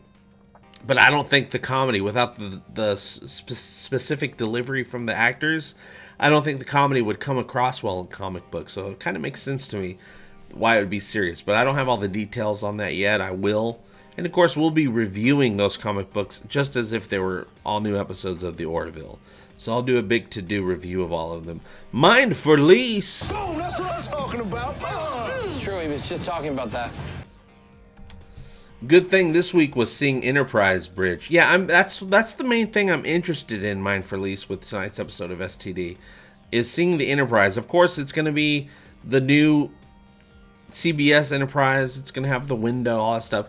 I don't mind that stuff, especially since I truly believe this takes place in a different universe, which makes it fine. But I still believe, especially looking on the outside, it kind of looks like the Enterprise, right? They made some changes, but it still kind of looks like the Enterprise. I feel it's going to be nice to visit the Enterprise, to see what's going on, to see how it works, and hopefully make it home. Hopefully they send Discovery out through a wormhole, because it has all the sphere information. Send it through a wormhole, wherever it goes, they'll get a new Discovery ship next season. And since the ship has the sphere information, that is why the AI is able to evolve itself and eventually get found by, I can't remember the actor's Kraft, in the short trek Calypso. I think Calypso, which I thought was going to have nothing to do with anything, actually has something to do with season 2 of Discovery, surprisingly. And I hope that's the way it does turn out, because that's one way to fix a little bit of Discovery. Get rid of Discovery. Get a new Discovery. You know, it gives them a perfect excuse to get a better version of Discovery that's a little bit more Star Trek-y. Time travel, the timeline has already been messed with over and over again from Mother Burnham, so maybe they can mess with the timeline to fix some of this stuff. Maybe they can make it so that the Klingon War never happened. They could fix a lot of things. Maybe make it so that Michael Burnham never becomes Spock's adopted sister. That would help a lot. Maybe they can make it so that the Klingons evolved differently and look a little bit more like actual Klingons. Eccleston's Angel. The A-Team. Eccleston's Angel's always on the A-Team. JP, have you seen Altered Carbon? Totally mind-blowing. We should do a talking Altered Carbon. I'm familiar with Altered Carbon. That's on Netflix, isn't it? I never got around to seeing it. But might as well, right? We should, because eventually we're not going to be talking just about the Orville or Star Trek on these Thursday night shows once the Orville's in hiatus between seasons. So maybe we'll just do a whole, like, you know, spread on different sci-fi shows that we like, and we can all talk about it and mention it. And you guys can suggest stuff to me, I'll suggest stuff to you, and we'll have an egotastic fun time. You know how we like to do, you guys.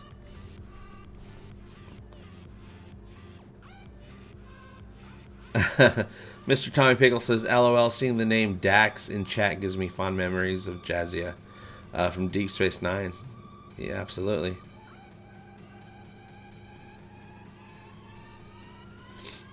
Bill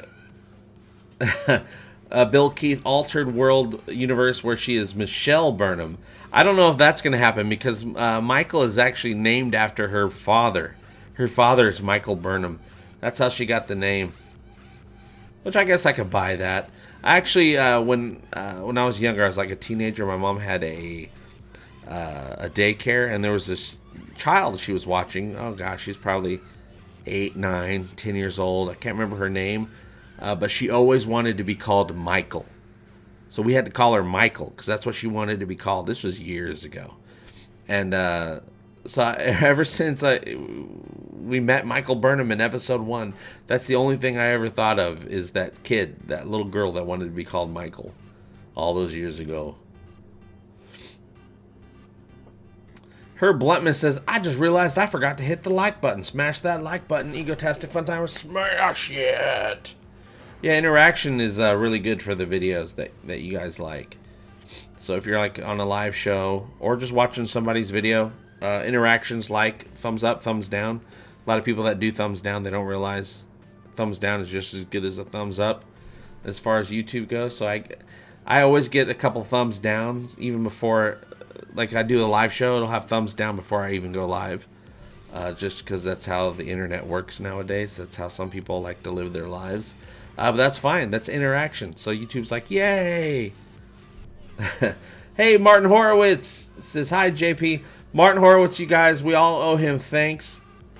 He's helping Egotastic FunTime go to the next level. Martin is the one who invited us to Yuri's night. All those connections, those interviews. I gotta sit in the DeLorean. That video is coming out later on. All are thanks to Martin Horowitz, you guys. So Martin gets he's an all-time sponsor of the show now. Jaloja Martin. Big thanks to that fella. More Fave says, Tilly is annoying, but Spock and Pike are fantastic. Yeah, first off, since day one, Pike has been amazing to me. Just, as soon as Pike showed up, it was the first thing that I'm like, oh god, he kind of feels like Star Trek. So I instantly latched on to Anson Mount as Pike when it comes to Discovery, because I'm like, he's the closest thing to a Star Trek. Wasn't feeling Spock at first until a couple episodes ago when they just made him normal. And now I really do like Spock. He's been pretty great. I don't even think he smiled last week, which is nice. Tilly, I liked Tilly at first. I still like Mary Wiseman. I think she's a great actress, and I like the idea of Tilly, but they really are doing a disservice to her character by making her just be freaked out all the time. Just have her be normal a little bit. She's never going to qualify for to be a captain if she's acting that way. It's never going to work. She has to get her crap together and then go into command training, right? Lloydie, there's weird stuff on my screen. 666. I don't know what money that is. Is that the yen? Here's all the money in my wallet right now. Well, thank you very much, Lloydie. Let's get you a... Lloydie has given me all the money because they're the best. They are awesome. And I am done singing this song. Thank you so much. I appreciate that. Ooh, okay, I'm seeing some spoilers. They're not real spoilers. They're not spoilers I mind at all. But I'm not going to read them, but I appreciate it. I actually don't mind that type of spoiler. That's fine. Yeah, Gobi Thought says the writers of STD are failing all the characters, not just Tilly. A lot of the characters they are.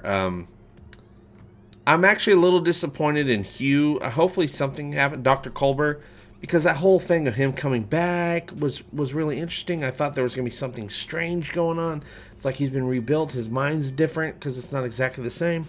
Oh, that's interesting. What's going on? And I think it's just a thing he's dealing with.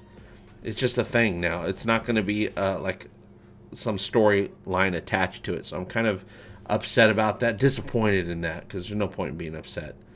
Herb Blutman, I like Tilly. She's a representation of us nerds who are competent but not confident. She isn't one of the cool kids, just like most of us were. That's what's good about her. Now, I like the idea of her being like that, Herb. I think they go too far with it sometimes, because at some point, even when we're being nervous and stuff, we also can say, hey, what's up? Here's that folder that I wanted to give you. But they go a little too far with her sometimes. I like it when they do it a little bit. Because Tilly does still have some pretty good lines sometimes, but sometimes they go, or sometimes she'll come through the door and she's just stammering. I like it, but they go way too long. They should cut the scene in half and just get to it. But I think they can improve her. I think they can improve everything on the show. They have to improve, as long as they fix the Klingons. They need to figure out a way to find some kind of halfway point. Just adding wigs to the xenomorphs with eyeballs isn't going to work. Every Klingon you see looks like they're from a different planet. They don't even look like they're from the same species. That's not going to work. They need to figure it out, and they need to look a little bit more like Klingons. Like I said, the monastery guy from last week, he almost looked kind of like, except for his skin tone, a type of Klingon that I could almost be okay with. Almost. Not quite all the way. Herb Blutman says, yep, I agree with you on Tilly. Gobi Thoth. Egotastic FunTime. What? Give some donkey huggings. Man, I need to get donkey hugger soundbite going. I like to have a lot more sound bites, but I'm out of keys.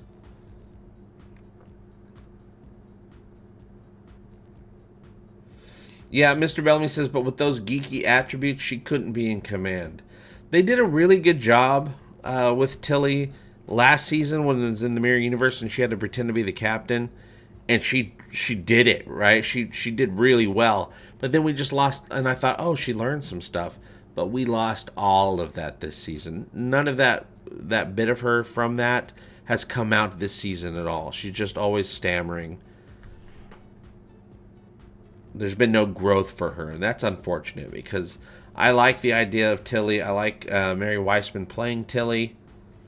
I think she's very important for the show to humanize the show, have a character that people relate to, but now she's gotten to the point where she's too much. She's turned up to 11, so now people aren't relating to her. So hopefully they'll tone her down, give her a little bit something, have her grow a little bit. I think it's time. Oh, Eccleston's Angel, exactly. And I already have the one in mind. I just haven't had a chance because I was gone all week. JP, you need some Isaac sound bites. I really do, but he's in a timeout. Isaac's in a timeout, you guys. But I want to do the one where he's petting Gordon, and he says, "Are we bonding?" But of course, there's probably a ton. I can have probably 20 Isaac sound bites because he said so many hilarious things. Another good sound bite from Isaac would be him saying, I'd be happy to engage in sexual intercourse with you. He said something like that.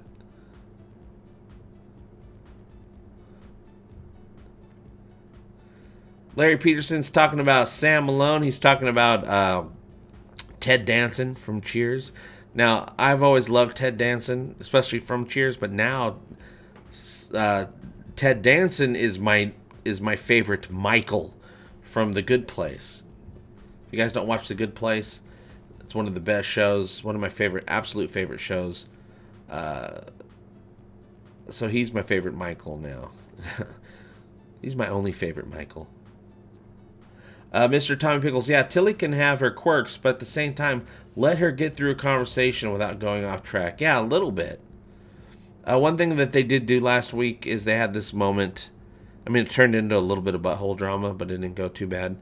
They had a scene in the mess hall with all the crew just in the mess hall, chatting, eating, having a good time. And I was like, boom, that's what they need more of.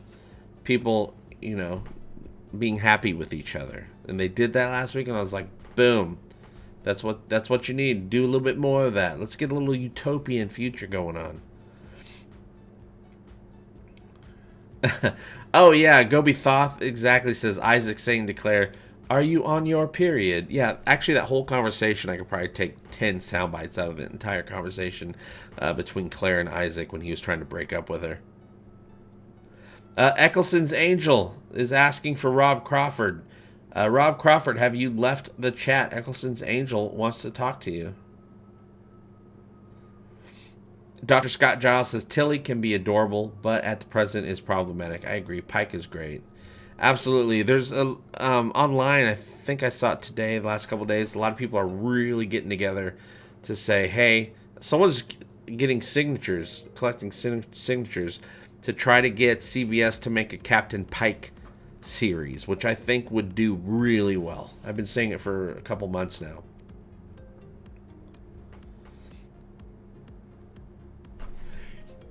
Kalon Primary says STD episode, an episode where nothing out of the ordinary happens. That would be nice. That'd be a good episode of STD if just nothing out of the ordinary happens. Gobi Thaw says Pike saved STD for me. Now, of course, if they don't, if they don't bring Captain Pike back, Anson Mount, let's get Anson Mount over on the Orville as a captain. We gotta have some other captains on this show, right? We met Marcos during Identity, but that dude got exploded pretty damn quick. So it'd be nice to meet some other captains. Me so trashed. Egotastic FunTimes. People like Star Wars. And hey JB, because of the formal contract from the end of your videos, take all my money. Well, thank you very much, Me So Trashed. I appreciate that. I'll take all your money. We'll put it towards the show and see what we can do. We'll keep the lights on. Mr. Bellamy says, JP, you're the only one who shared my Pike meme. What? Why aren't people sharing more? I actually, a few weeks ago, I came up with a Renew Captain Pike thing that I posted. I put up I photoshopped this whole thing. Looked pretty cool. And then I tagged, I don't know, Anson Mount or somebody. And because I tagged somebody, nobody else saw it. Because Twitter does that sometimes. It just goes to the person that you tagged.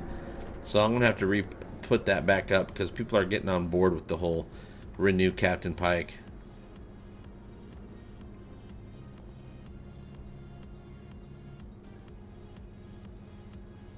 Benjamin Jones, what's up, Benjamin Jones? Hello, everyone. Hope everyone is doing well. Sorry to be fashionably late, but I just returned from the Cape watching the Falcon Heavy launch.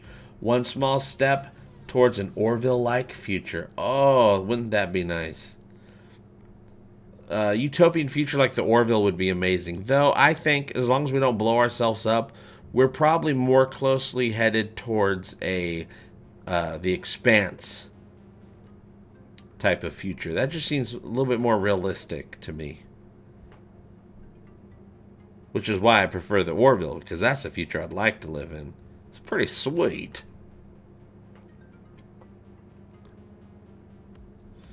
Bryce Stott, a Captain Pike show with better writers would be great. Leave Kurtzman out of it. Well, I doubt Kurtzman would be out of it. That dude signed up for a 5-year mission of all the Star Treks. But as long as they get the right...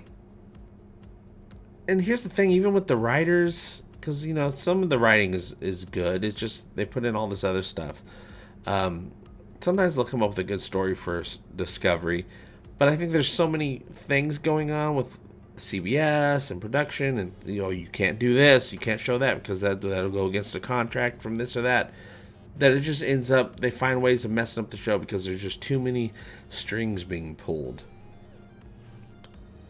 Maybe that's why the Orville's so great, because it doesn't have 50 years of legal contracts to deal with. Wotaj says, it might if Anson hadn't punched a producer. I love Anson Mount, now that I just heard that. He's just fulfilling his contract and sticking to his NDA right now. Anson Mount on Seth Trek would be awesome. Oh, okay, so that's going to be our next thing, is getting Anson Mount. Wouldn't that be amazing if Seth MacFarlane got an actor that they're no longer using on Star Trek Discovery? Because he's already getting all the Star Trek actors and writers and cameramen and consultants and behind the scenes, all this stuff. He's getting all the old school Star Trek people. What if he got a new CBS Star Trek person to come on the show? That would be a sweet burn. And I kind of want that now. Hashtag renew Anson Mount, says Fireside Chats. Exactly. I'm going to have to remember to put up, I'm going to look for that thing that I made, that image that I made, and I'm going to repost that. Because I would like to see, well, what I'd like to see is just a Star Trek that's actually just Star Trek people going out into the stars and discovering stuff and coming up, you know, with a, oh my God, there's a dilemma. We got to work together to figure it out. That takes place way further, you know, past, you know, in Star Trek's future and not a prequel, you know. Because if they do something in the future, like with the Picard series, they don't have to worry about canon because they're creating canon. Now, of course, they're kind of making, the Picard show's not going to count for that because they're bringing in Picard. So now they're taking something that they could have made it so that they don't have to deal with canon because they're making their own, but now they're putting someone from the canon into it. So now it's going to have a whole other set of problems. But we'll see. If they're able to make it look somewhat like TNG 20 years later, they might be okay. I mean, whatever adventures Picard gets into, it's fine because, you know, things change. He's not on the Enterprise anymore. More events are going to happen in his life, right? So if there's this thing that happens where he's going to be, you know, the head of some group of, you know, ragtag misfits for a little bit, that's fine because that could possibly happen. I just don't like how they're bringing TNG back basically in the movie universe. Because you know what my favorite TNG movie is? None of them. The show. It's all about the show. The show, The Next Generation, is The Next Generation. The movies are just a whole different thing. The movie Picard is different than TV show Picard. We all know that. Even though, you know, I love the TNG movies. Good and not as good. But they're not the show. The show's where it's at. Alejandro Lozano Aguas. Oh, wow. Sweet emotion. Any chance the Orville isn't renewed but winds up on streaming service like Hulu? Well, I think Hulu is owned by Disney now as part of that. Well, I think Fox has a piece of Hulu, and now Disney has a piece of Hulu, and the Orville is a big deal on Hulu. So if the Orville doesn't get renewed, I think there'd be a huge chance that it gets picked up by Hulu. But also, I just think I don't have any doubt that the show's getting renewed. I'm going to tell you right now, you guys, I have full confidence the show's getting renewed. Without knowing anything behind the scenes, I'm pretty confident. Now, I think I read, I mean, maybe NBC has a piece of Hulu, Bill Keith, but I think when I read that whole thing about Disney, the merger or the takeover or whatever going down, they said that Hulu was a little part of the deal. All right, 2 Marbles says, okay, I'm out. Starts in 7 minutes. Have a great night, JP and all. Dax Jacobson, if you have the Amazon Video on an extra device, you should set it to look like you are watching The Expanse. That show costs a lot of money to make. They need to know people watch it. Oh, absolutely. Well, Dax, once we're done with Orville coverage, which is about a month away because, of course, we got tonight's episode, the next week's episode, the week after that, but of course it's going to take forever to get the, it's going to take a few days to get the review done for that. Once we're out of full Orville mode, but of course we're going to be doing Orville almost every week until the new season starts, but we're going to go full into Expanse mode. We're going to start covering the Expanse, doing reviews of the new episodes, news as it comes out. They're eventually going to announce exactly, when it's going to be released, trailers, interviews. I'm going to try my best to get an interview on this show with at least one of the writers, if not some of the actors, because I'm also going to be setting this up where we can start doing live interviews with different people in the industry. I'm going to be working on that next week, getting all set up. Herb Bluntman says, and all my fellow fans, hunger pangs call, Marab with sails unfurled. Yes, I go to prepare nourishment and await the Orville new episode. As always, have an egotastic fun time all. Absolutely. Shaka. Herb Bluntman, shaka. When the hunger pains fall. Go out there and get it. Rob Crawford, if Fox doesn't pick it up, there will be a fight from networks to vie for the Orville. Absolutely. But I am sure that Fox is going to do another season. And like I said in a previous video, there's a rumor. Rumor. You guys know what it means when I say rumor. Rumor that the Orville was already internally renewed like a month ago for Season 3 with the option to do Season 4 and 5, which of course they would do, and that they plan on announcing it sometime around the finale. I'm guessing it's going to be, either on the, right at the finale or the 2 weeks between the finale and the Fox upfronts, which of course they would have to announce it by then because at the upfronts is when they're trying to sell shows.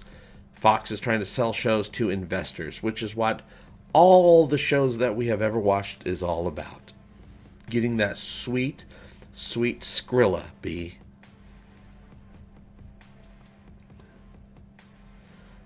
No, Dr. Coffinell says, what's happening? Is the Orville canceled? No. The Orville's not renewed yet officially, but we all pretty much are pretty dang confident, at least I am, and everyone I talk to at Yuri's Night, Tim Russ, Andre Bormanis, well, they would know better than anyone else, that it's pretty much probably going to be renewed. Tim Russ was pretty dang confident. But of course, like Andre Bormanis said, nothing is official until it's official. And like I say, nothing is a rumor until I talk about it. Because I like talking about rumors too.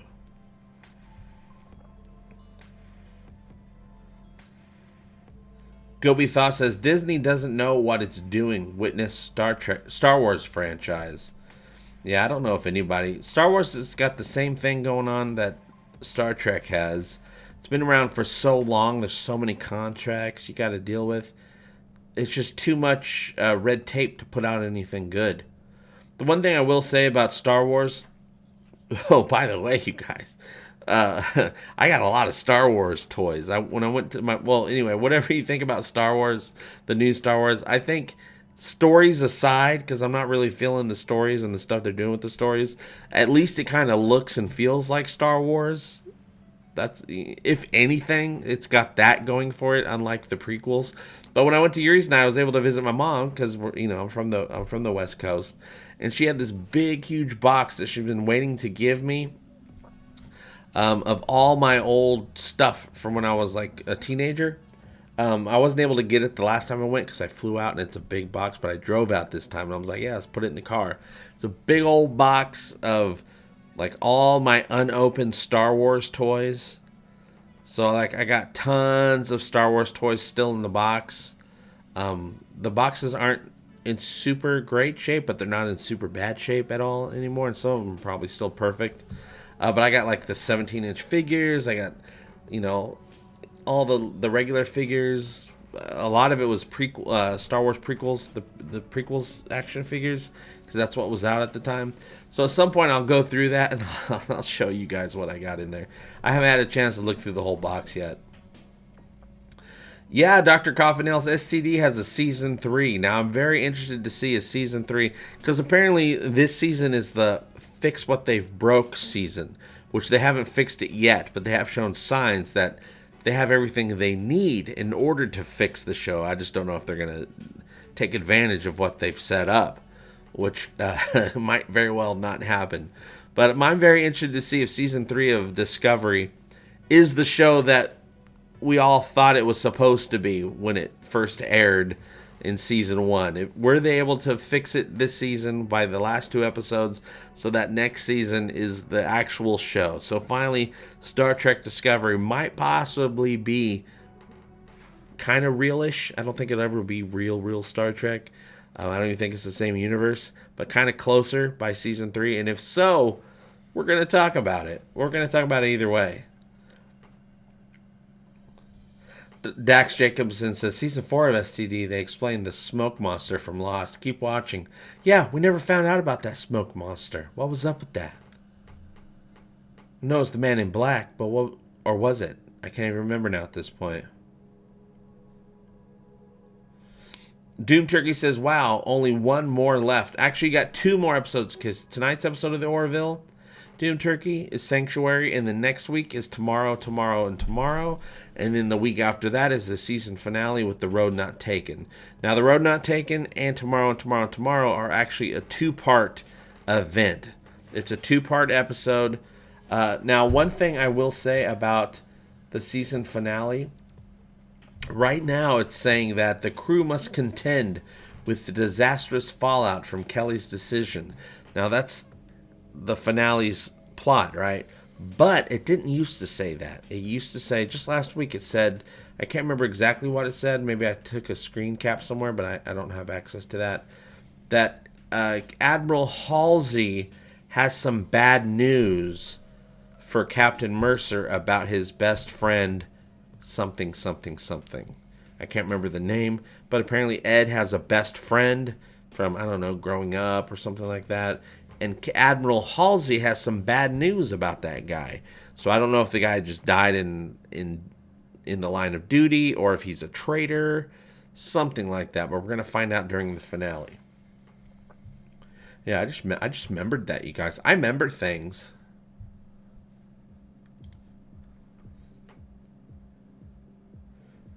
All right, you guys. So the Orville's over. We did a full 2 hours. I don't think we've ever gone this long before.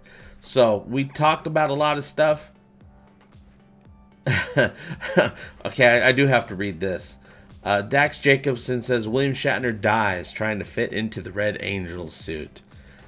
They're gonna need a lot more time crystals to send him back far enough to get him to fit into that suit. But okay, you guys. We did a full 2 hours, which we usually don't go this long, but we had so much fun talking. Yes, hashtag renew the Orville, Ryben Flynn. We must renew the Orville. Hopefully we'll find out in just a couple weeks. We'll get the official announcement, and I'm not going to say if it gets renewed. It's going to get renewed. It'd be silly. Sitting on a gold mine. You're sitting on a gold mine, Fox TV. Damn it, Trebek. Jerry Ryan. Okay, that's a good way to end it. And if we're gonna end the show, we're gonna have to end the show right. So let me just rearrange some stuff, and we'll go. Okay, that's it. That's all I wanted to talk about tonight, and I talked about it. How about you? Do you think the Orville harboring non-conventional Mocklins will start a war with Bortus's homeworld? How badly do you want Fox to renew the Orville? Are you ready for the suspense to be over? Because I am, you guys. Hashtag renew the Orville. You can let me and Fox know what you think by joining the conversation below. Thank you so much for liking, sharing, and supporting my stupid show. It really does mean the world to me, you guys. I'll see you very soon, and as always, I hope all your times are egotastic fun times. And Steve Lee, thank you so much for just making it by the wire here. Jaloja Steve Lee. Love your work, JP. Thank you very much, Steve. I appreciate that. And I'll see you guys very soon. Love you. Bye-bye. Egotastic fun time, we're gonna have a great time. Egotastic fun time, give me all your money. Give him all your money. You will find it funny. Just give me money. I love money. Give me all your money. Give me all your money. Give me all your money. Give me all your money.